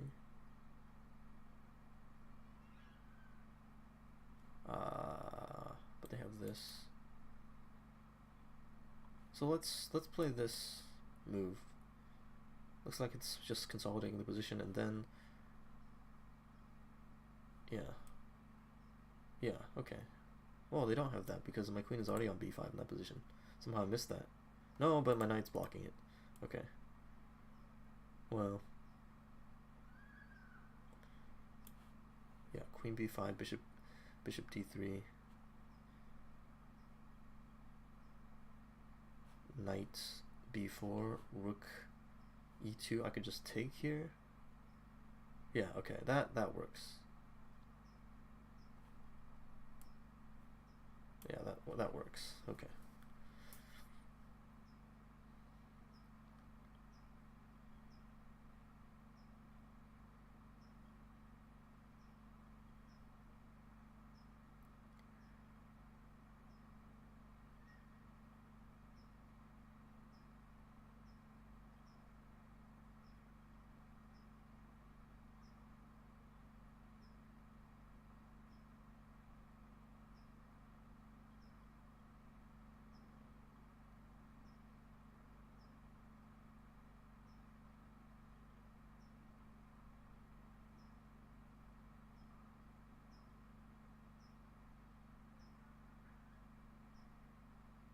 Bishop c2. Bishop c2, rook c1. Bishop c2, rook c1. Oh, bishop c2 doesn't really work because of this knight b4 thing. Or knight d4. Actually, it does work though because rook takes.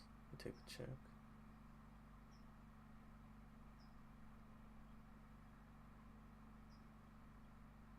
I could play rook d4 after bishop c2.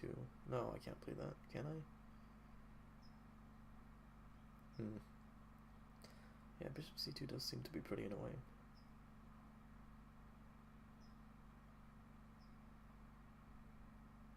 Well, king h7. Actually, that doesn't work. Oh, it does work. Oh, it doesn't work because the bishop is going to be on d1, so it's a pretty crazy line. So bishop d2, I have this move, threatening this rook and this bishop.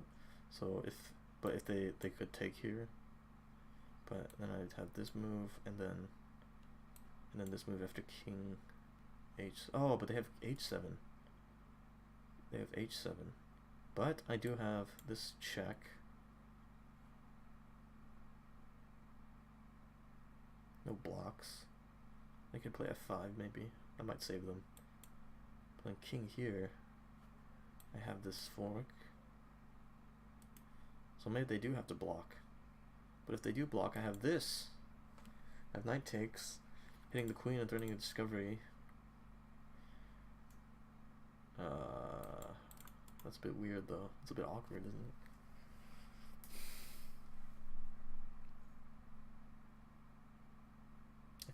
I could also just take on f5 with check, king h7, and then what? That's a bit tough, isn't it? It's giving up I'd be giving up.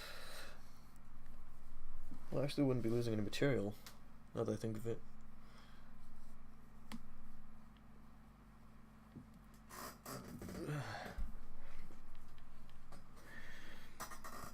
Idea with bishop d3 was also the same, right? Oh. Does this run into knight d4? Knight d4, bishop d7, I guess. Is our idea. If I play bishop f1, will they play bishop e4? Doesn't look like it's doing much.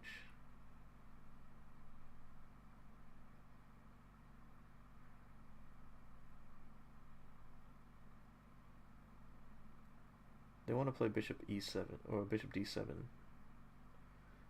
So if I play bishop f1 and they play bishop d7,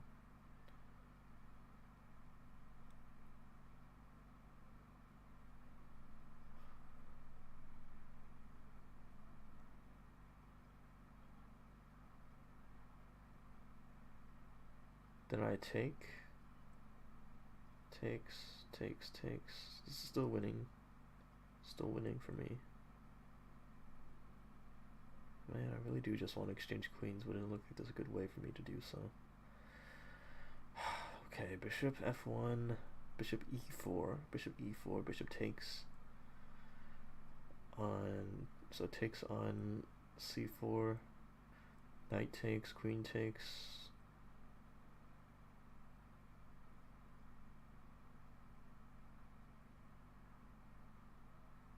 Oh, there's no queen takes.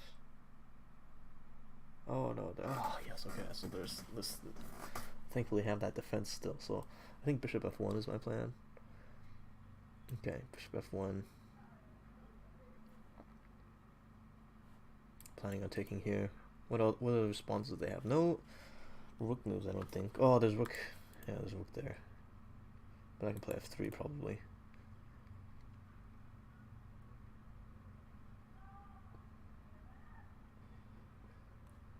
There might even be like something with this move.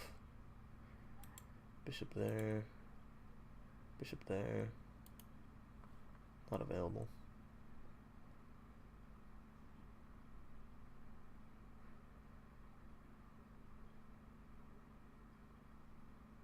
Whoa, that's actually is that trapping my queen? No, it's not trapping my queen. Okay. So after this takes. Seems reasonable.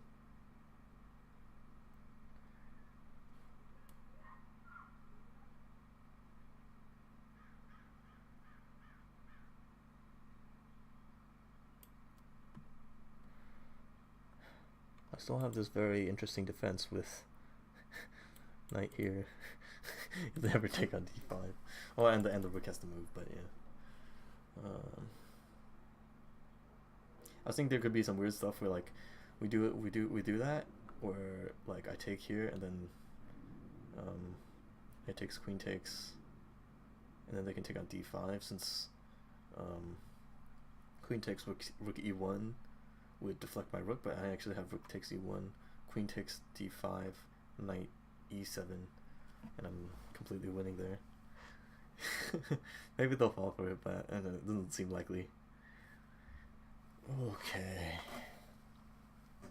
Yeah, it's been a long game. It's started around 3 o'clock and it's been almost 2 hours. It's 4:43 right now.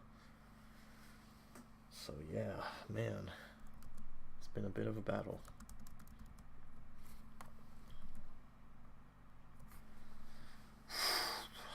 Okay.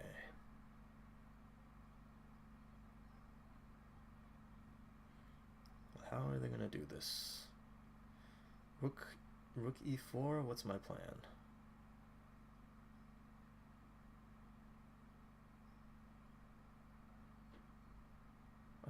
I think I said my plan was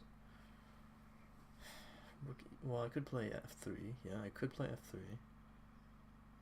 It's a bit weakening for my king, but then the rook can go to e3, which is not ideal. Rook there. Okay, so they're gonna go for this. If I take bishop takes, what if they take my knight first? I have queen takes still. Yeah. Queen takes, queen takes. If they take my... Yeah, it's a bit weird. If they take my knight, then I don't have that knight thing. That weird knight discovery thing. So the idea is bishop takes, knight takes, bishop takes, knight takes, bishop takes, knight takes, queen takes, bishop takes, queen takes on that square.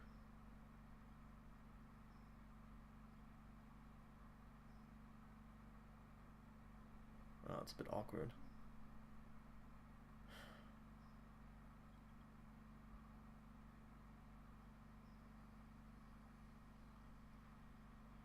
And if they take on... If they take right away on d5, is that a thing? Bishop takes... Bishop takes... No, bishop takes... Bishop takes, knight takes d5. No, it's not working. Because I have a bishop covering d5 as well.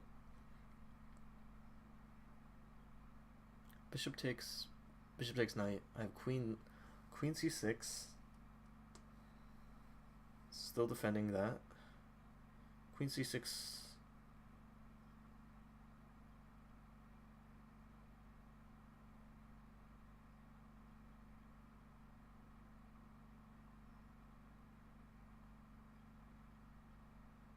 Takes. Okay, so takes.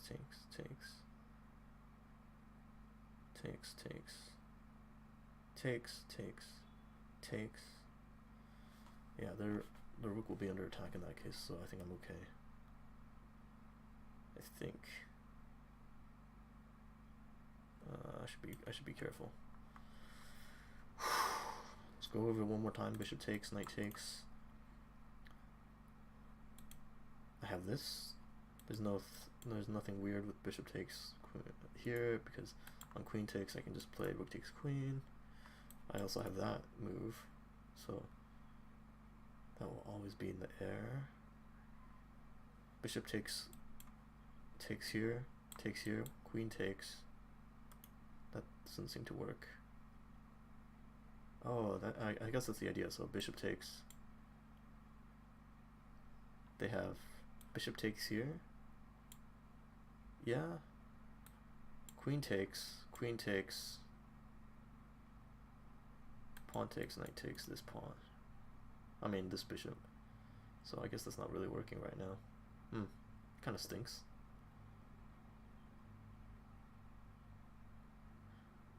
Man, that really does stink. What if I defend my rook somehow?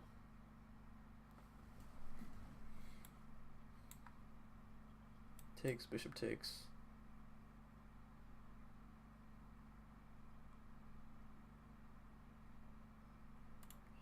Man, this is really crummy.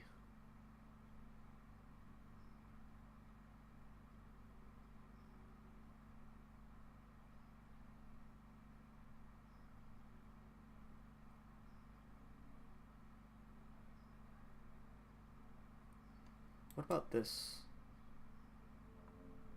Queen here. Is there knight takes? No. Yeah, that doesn't work. I like this. Knight takes d5. I can just take the queen. If they take the knight, I take the queen, then take that.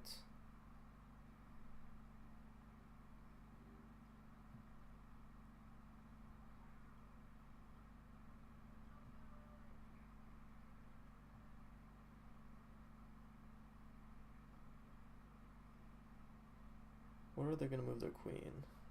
They actually have to exchange queens here. Nice. There's no rook invasion because my bishop guards e2.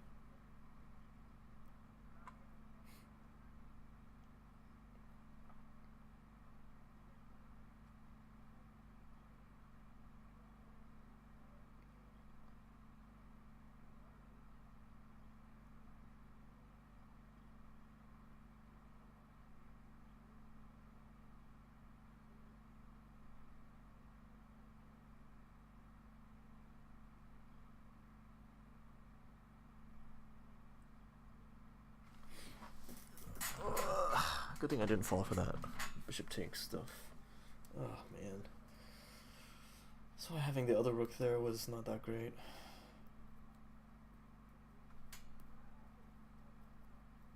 Bishop takes c6. My plan is queen takes queen.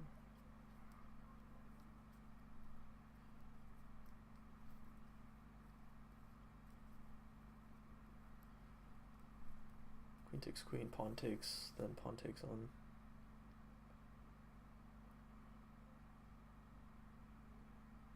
The question is that enough? Looks like it. It's hard to win this because it's going to be a rook and pawn endgame. Their pawns are broken, yeah, but they can also win some of my pawns if that happens.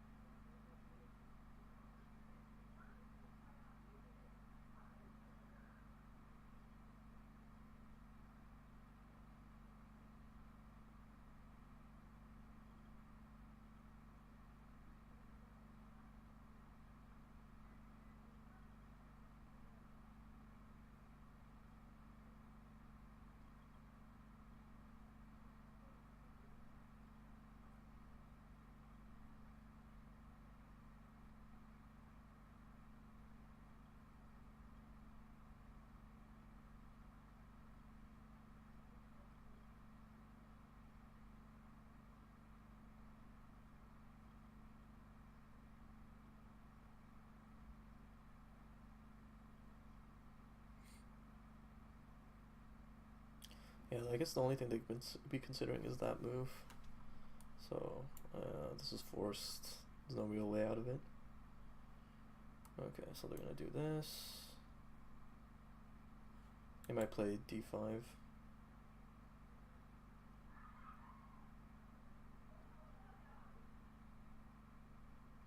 Yep, so my plan is this. That seems reasonable.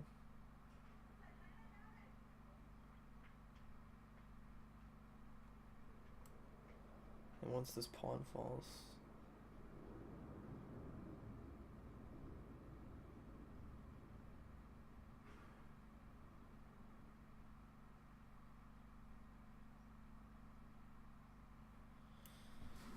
is there anything better than that? Bishop g2. What if I play c7 right now?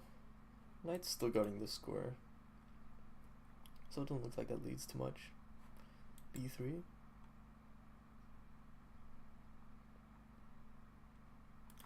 b3. I'm threatening to. Well, I guess I should probably threaten this one. If I play b3 and let's just say they play like rook here, I take. Do they play pawn takes? No, they can't do that, can they? Rook there probably. Okay, rook there. Takes, and then I play this move.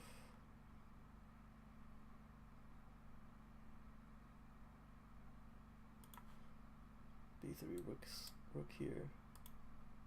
Oh, b3 takes. I go rook here.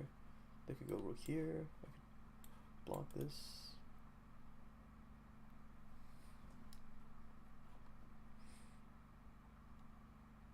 I could play bishop h3 as well. Bishop h3 with ideas of maybe playing c7 and forcing things. What if I play c7 right now? Well, I can't do that. I had to cover this square. Bishop h3, rook e7. Bishop here, maybe.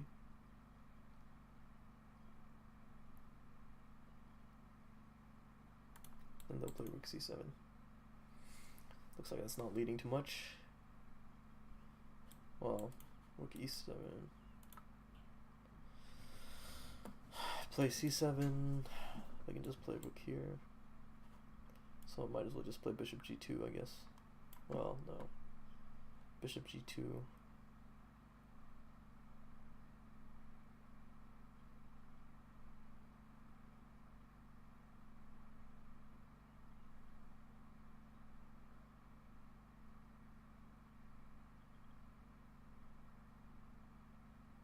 Bishop g2, rook here. Bishop takes, knight takes, rook takes. And I have rook here. Maybe with rook here in the future.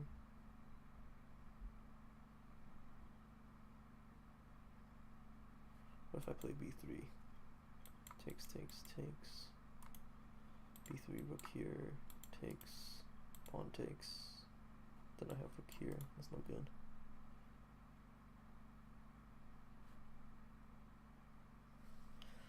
I don't want to blunder with b3 though.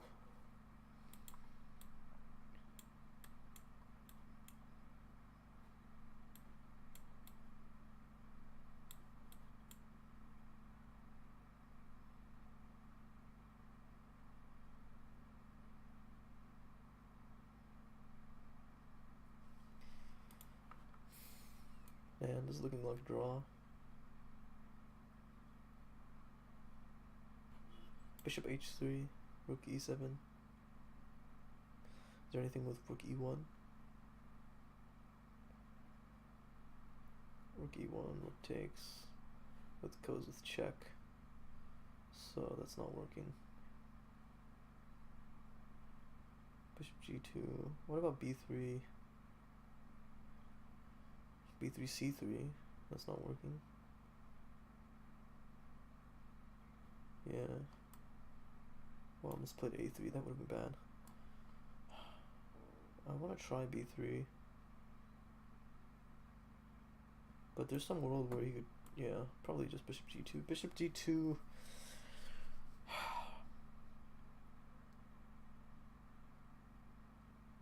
I mean, their knight is so bad, but yeah, it looks like there's no way to really exploit that.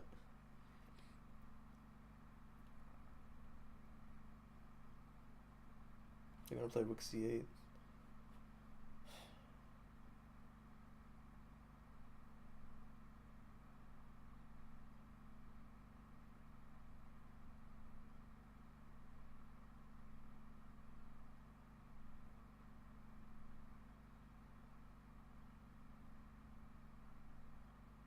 Yeah, there's just so little material that's hard to convert. You could play rook a8 maybe.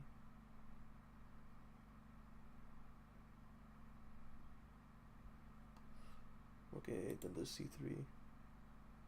Takes, well, maybe I have an outside pass pawn and it could be okay. This could be one of those endgames that that I saw in that one video.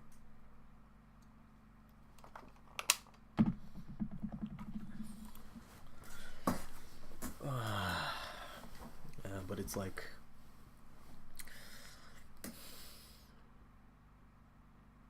rook c8, bishop takes, knight takes, rook takes, rook takes, rook a5, c3 takes, rook takes, and I have the pawn in front of the passed pawn, and it's even on this side is the thing. And I think in theoretically that's winning if I can get my pawn to a7, but it takes time.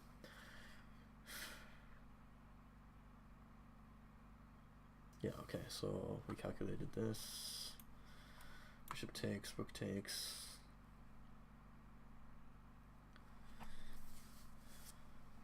And this is going to go to a5.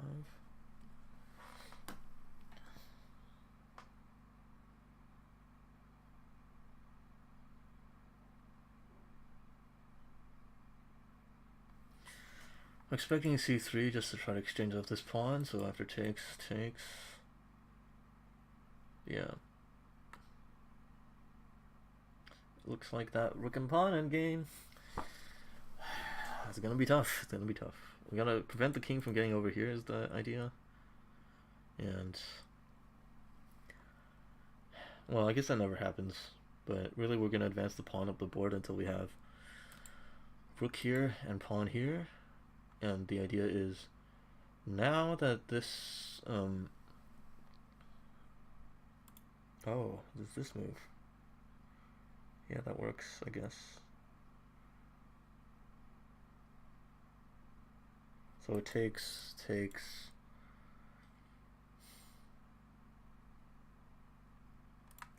Oh man, takes. Don't I have rook here? Oh, I don't have rook here. I need to try to preserve a passed pawn on this side if I can. Rook here. That doesn't work.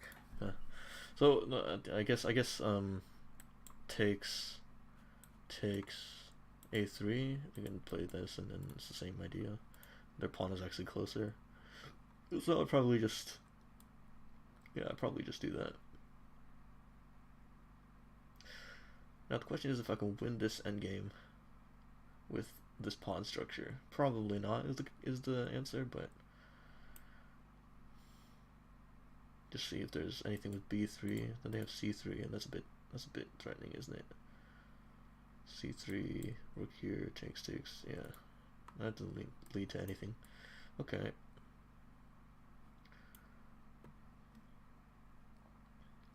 Okay, rook takes.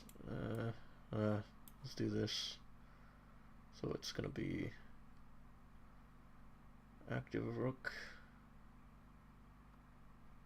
So if I play rook c6 now, I play rook c6, h4, or do I want to play h4 right now? No, I want to play rook c6 first. Then there will be king there, and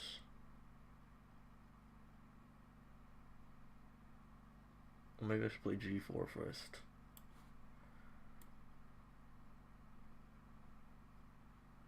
g4. Lock these pawns on these squares. Eventually move my king up to maybe f5 somehow without losing my pawns. I guess that means I would have to play king here. I'd have to have pawns here, g4 and h5, and then move my king to f4 with my pawn f3, move my king to f5 when the rook is not defending that somehow. It's very hard.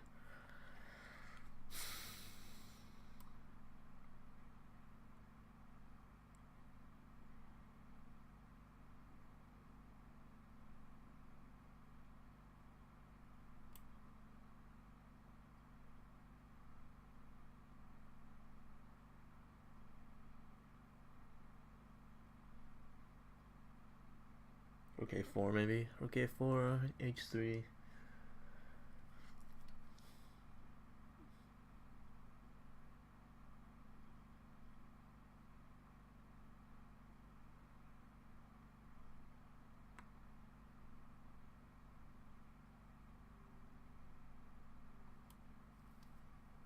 h3.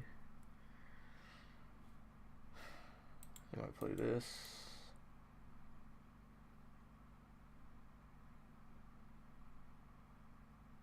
Maybe they'll play king up, but I'm gonna play king up here, f3, h4. That's the idea.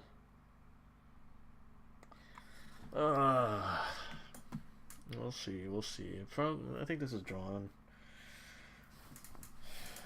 No, there's no real way for me to make progress. Unless they for that weird plan, but I mean they can just deliver rook checks along the side maybe. Actually, maybe now that this pawn is on g4, maybe I can move my rook to c5.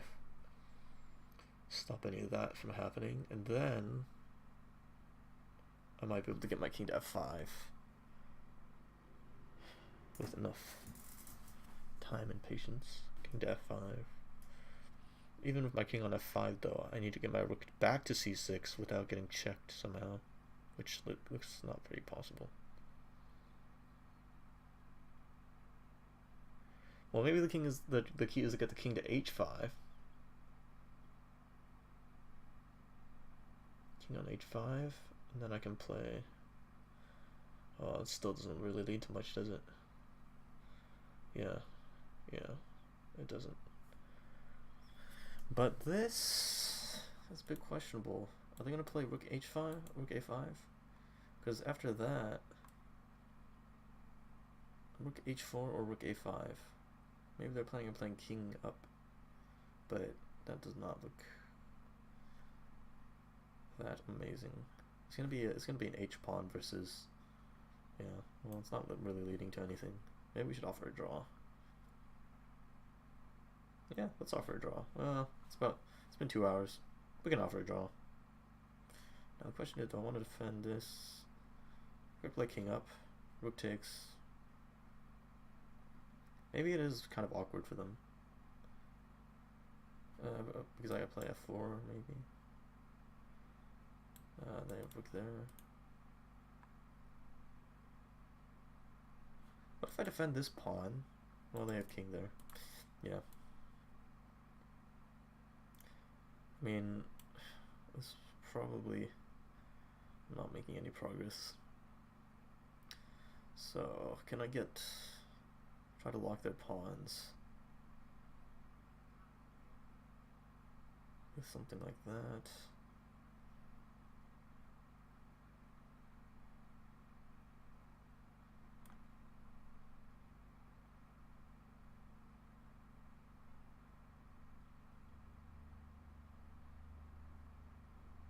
If I exchange rooks, is this a winning king and pawn endgame? With this pawn here, probably not. If this one on the other side of the board, yeah. Okay. Time to offer draw, maybe? Well, you should offer draw and then make a move, right? This idea. Okay.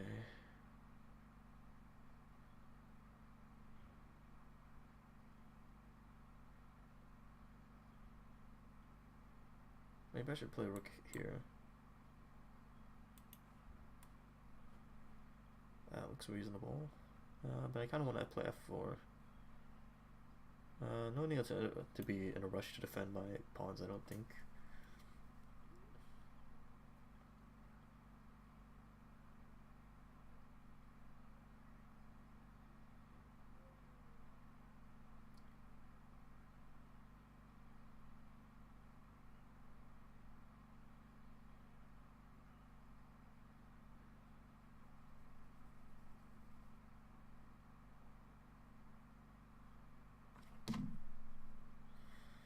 Thinking back to that position when I had my queen on b7, knight c6, I ended up playing d5 and stuff. Maybe that was not the correct way. I think maybe b3. Yeah, I don't know. We'll look at it after the game.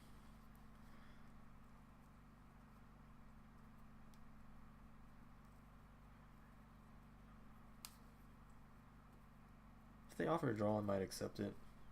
Doesn't look like there's gonna be much.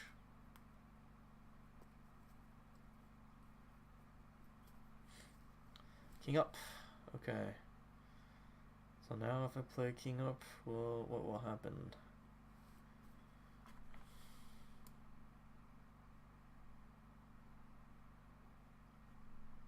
How about here?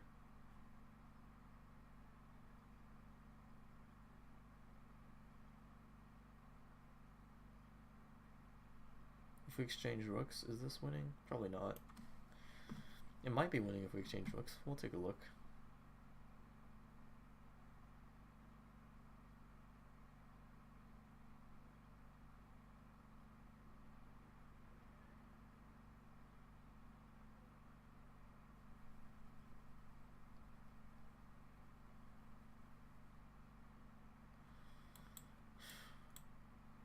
It's king takes. Yeah, that might be winning. But I don't think they'll do that.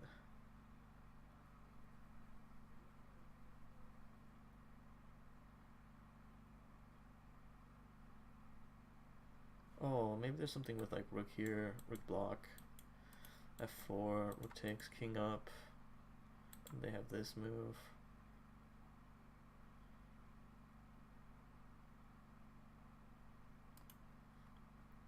So I play king here, 1, 2, 3, 4.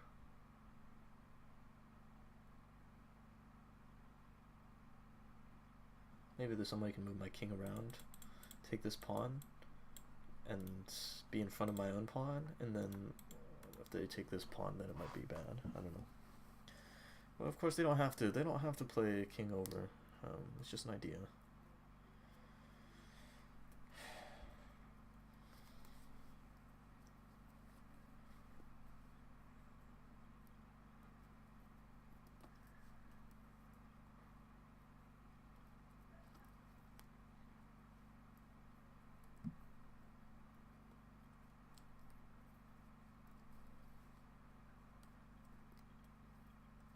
They have the idea of playing rook g5, rook g5, rook g4, f5, takes, king over. It's just that position except their tempo up. So I probably, if they play that, I probably should play like king f3, king f3. Then if they play rook f5, I can block. Okay, well, it's time to calculate. So rook g4 takes, rook g4 f5 takes, rook g4 f5 takes, f4, king. Maybe I don't play f5. Takes, f, takes. Maybe I play h4. h4, king over, h4, king h5, king f5, king f4, king takes h4, king takes f5, king takes f5. What are they gonna do then?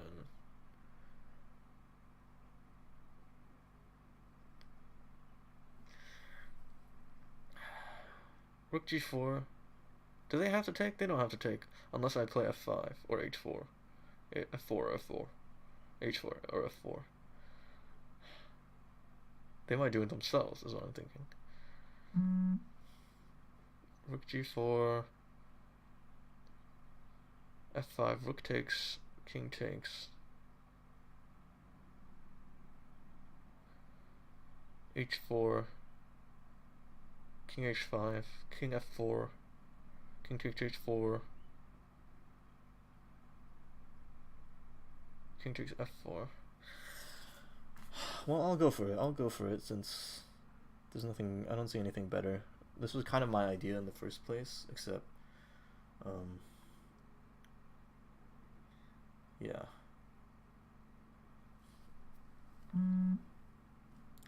Except I would be the one playing f4, f5.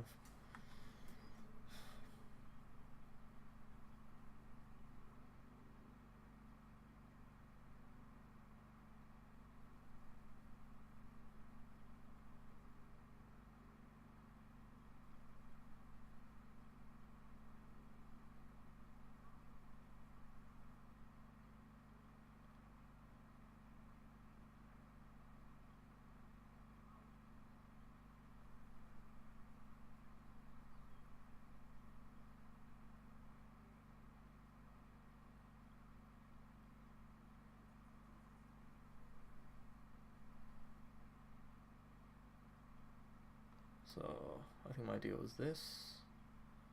After takes, I'm going to deliver a check and play king f5.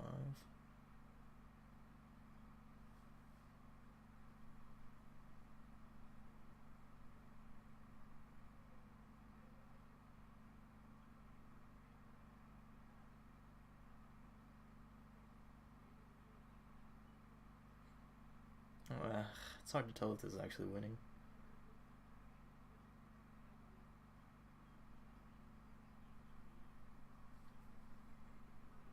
King h5, king f4.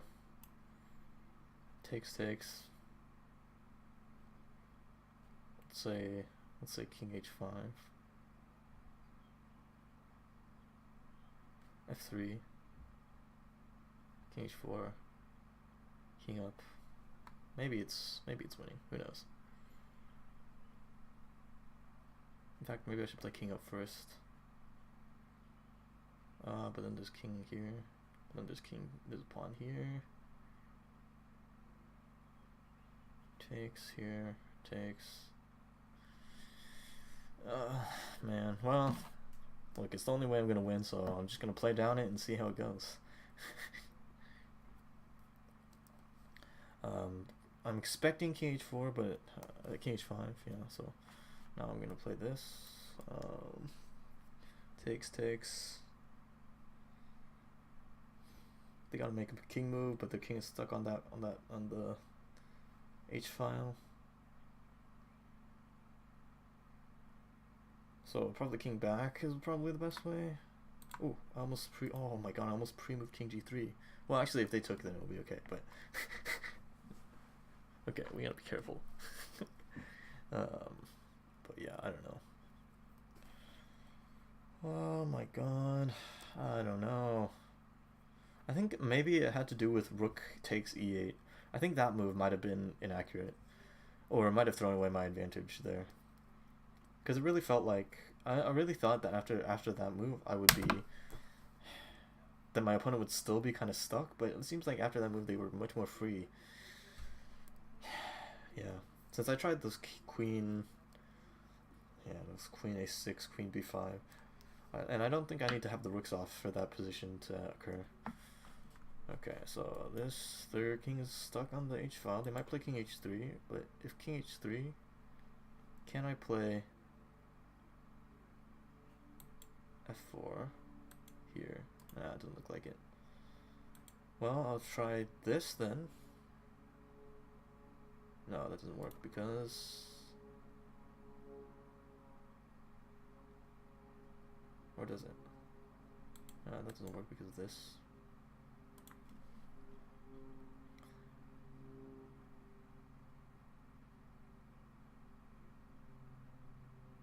Not sure if this is drawn or not.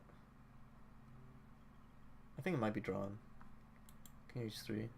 What if I play king here? Then they'll play king g2, and it's not really a thing.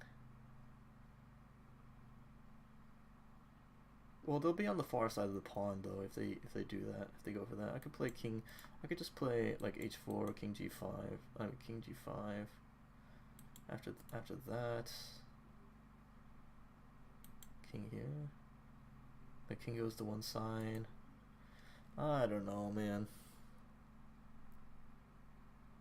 At the very worst, I bail out and take this pawn.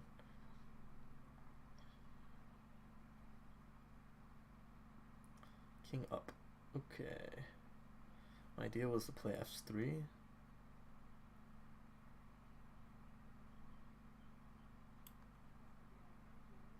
And looks like it's going to be a draw. f3, king back to h6. Or what about like f3, king h4? Yeah. f3, king h4, king f4. King h3, king f4, king h5. Not making progress that way. And if I go...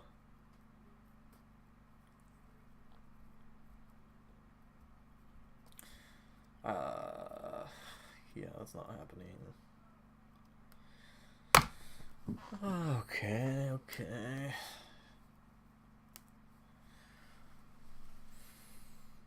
I don't know. Yeah, it seems... I think my chances of winning are probably like 5%. Maybe they'll blunder or something. I'm not sure, I haven't studied this type of endgame, so... King h4, I can't play king f6 because king g3, I can't defend the pawn. So I had to play back.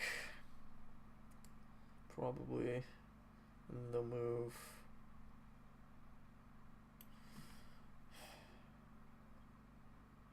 Doesn't look like... Oh, I almost hit resign. I can offer a draw. Looks like it's gonna be drawn. Yeah. Well, let's look at the analysis board.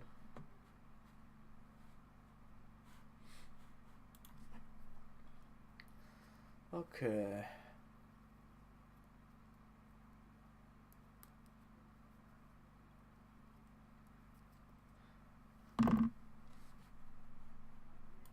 Did they say f4? No, f4 is not better. Here? f4? It's the same thing, right? It's the same thing. Yeah. They're drawn after that.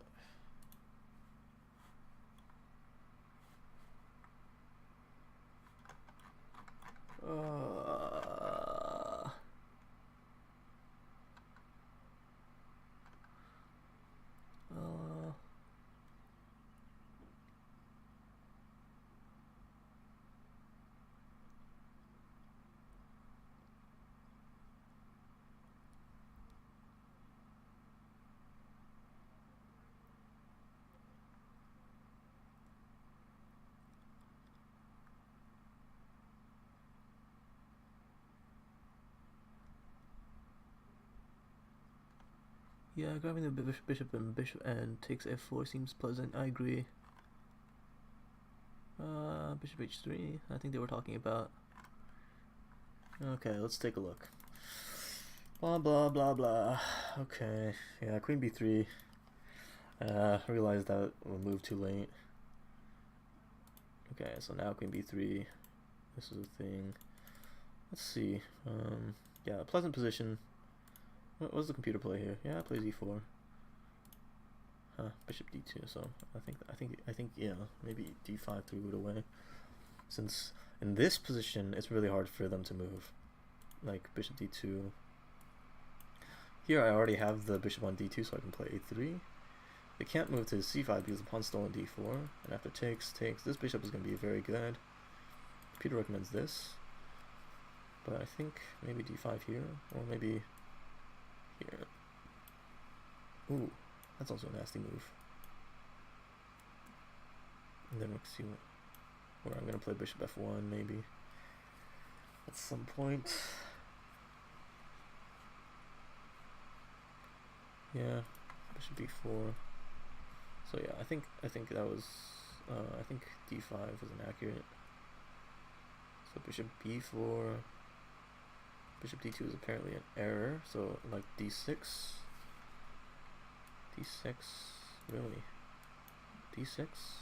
How does this work? Takes. Ooh.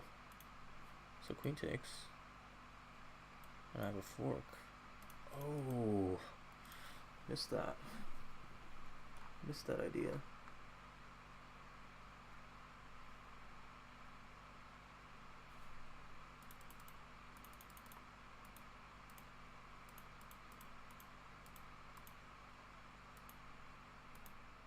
Wow, it even says that taking here is an f6 was bad. I thought it would be good, but just because of the pawns, but yeah. Yeah, this is pretty bad. If you have to play king h8. Just to avoid the knight stuff.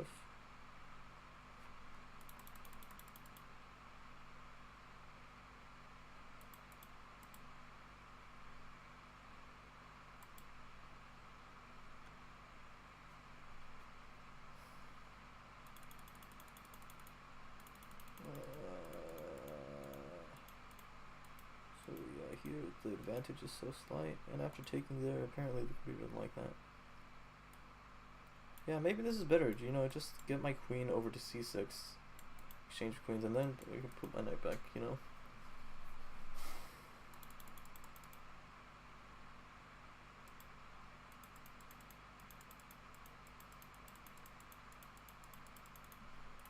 Yeah, after that, that's nothing, so I think the critical position was probably, like, right where we were. Move 12, was it? Move 14?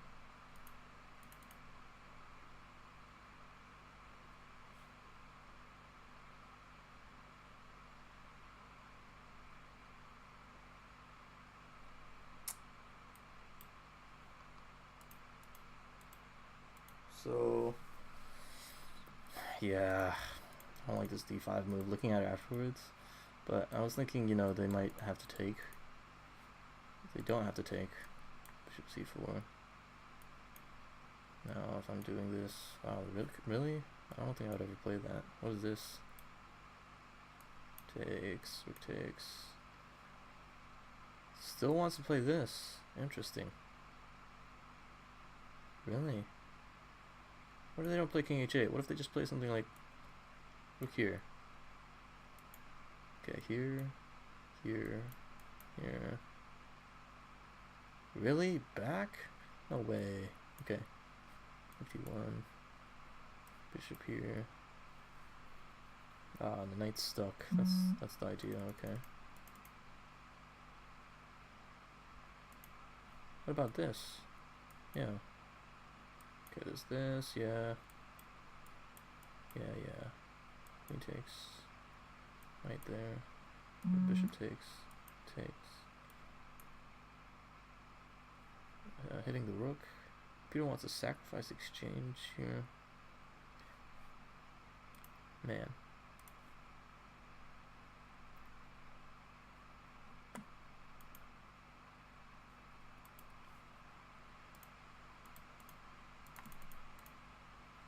instead of bishop d2, I should just allow this. So like, if I do here, takes. Why knight a5 though? Why not like? What if they just play the king here? Takes.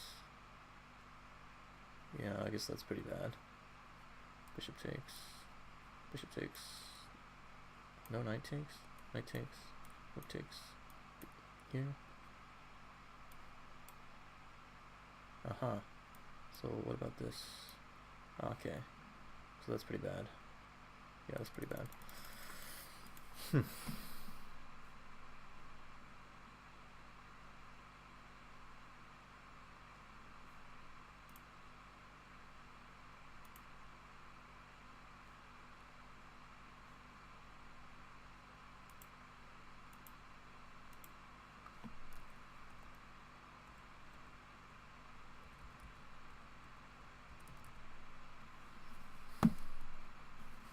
Yeah. Keep the pressure on. That's a very interesting. That's a very interesting lesson. I'm better in this position. Unless I see like a very clear win of material here, I should keep the pressure on. You know, King h8, take here, you know, and then this is still good, right? Because I'm now I have this bishop on a good diagonal. This wants to play here. I'm hitting this pawn. That's true. Rook incursion. This all looks very good, right? Queen takes. Knight takes. Yeah, knight takes. Yeah, it wants to move the rook back. I guess because there's no square.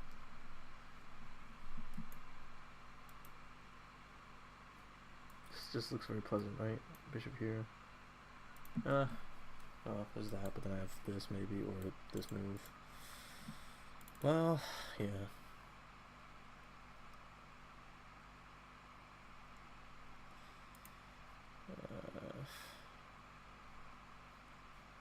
Yeah, let's look at this thing, at this position. There was like a, after here, oh, it wants to play here. I considered this move as well, but after this, oh, it wants to go queen there.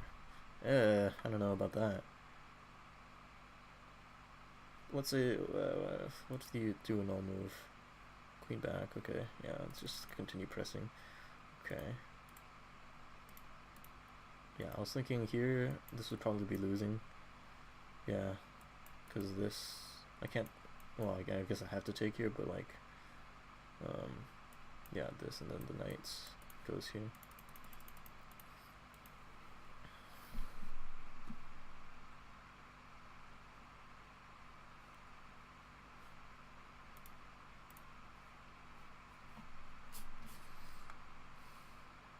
Yeah, so lesson learned, yeah. And, okay, better position, I shouldn't like to simplify unless I can simplify into a clearly won position. So, you know, this was just simplifying. I mean, that was okay. I think here, definitely you don't take here. Like, what about this? Does this work? With rook d1? Ah, bishop d3. I forgot about that. Yeah, okay. I think I saw that one in the actual position, but yeah. Okay. Yeah, and after queen b5, yeah, I don't think it's, yeah.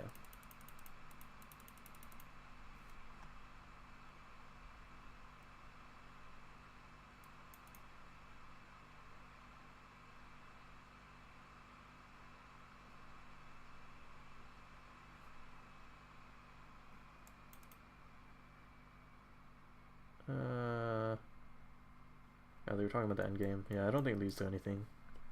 Computer thinks it's completely drawn. Yeah. So, if they go king h5, is it still drawn? Yeah, it's still drawn. Yeah, there's nothing here. I don't think there's anywhere where they can. Man, I don't know. Yeah, I think they found I think the key move they found after. Yeah, I guess it really looked like this would be a winning endgame for me, but then everything got liquidated, and then in this position, it just, the fact that they have d5 here with the knight managing to hold on, it's just, yeah, it's very unfortunate. So rook c8. Actually, what do they play here? what's the computer play here as white? Because I was considering, yeah, so bishop d2, bishop h3. So here, where does it go? Here. After this, it does this. Oh, it's the same position, but maybe there's a better chance for them to blunder, right? No, it's not the same position. Because here... Oh, that's not good. Yeah, because... Yeah, it's their rook gets to take first. So actually, this doesn't look good for white at all. What the heck? Yeah, I don't know. I wouldn't go for this bishop h3 stuff. Okay, I think that might be about it though. Like, I guess the key takeaway is, you know, when I'm in a better position, I should just try not to simplify too much. Wow, I really like that move, d6. What a move. Wow. d6. Wow. Allows that? I mean, well, what happens if they just take here? Takes. Losing exchange, no? Oh. Whoa, bishop b2? Okay, it's so hard to see that. Wow, okay, so bishop b2, and then now this pawn is strong, this pawn is... I guess they could take this maybe. But, oh, there's even this. Yeah, I don't think I would be able to see that kind of stuff. But wow. Yeah, taking f6. I think that might be the biggest mistake. I mean, there was something for like d5 that might have been a mistake as well, but yeah. Maybe that was also equally big of equally as large of a mistake, because after this, I'm still almost defend this pawn, and then this bishop is now getting in. So it's like almost like the same thing, except now I have this extra bishop on b4 rather than on c1. I don't know. Yeah, I don't like how I handled that. But yeah, draw. It's an okay result at least. Pretty disappointed I did not convert that.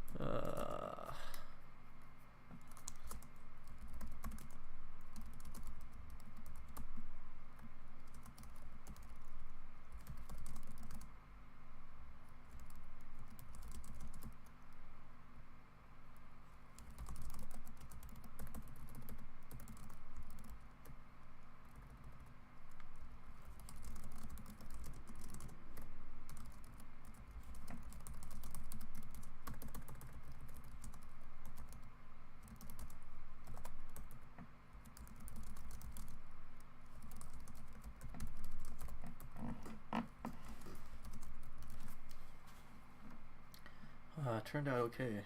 Yeah. I think I'll probably stop recording since I don't think I have too much more input on this on the actual game. Oh, what the heck? Did I close the game? Yeah, I probably did. Okay, well, I guess that'll be it for now.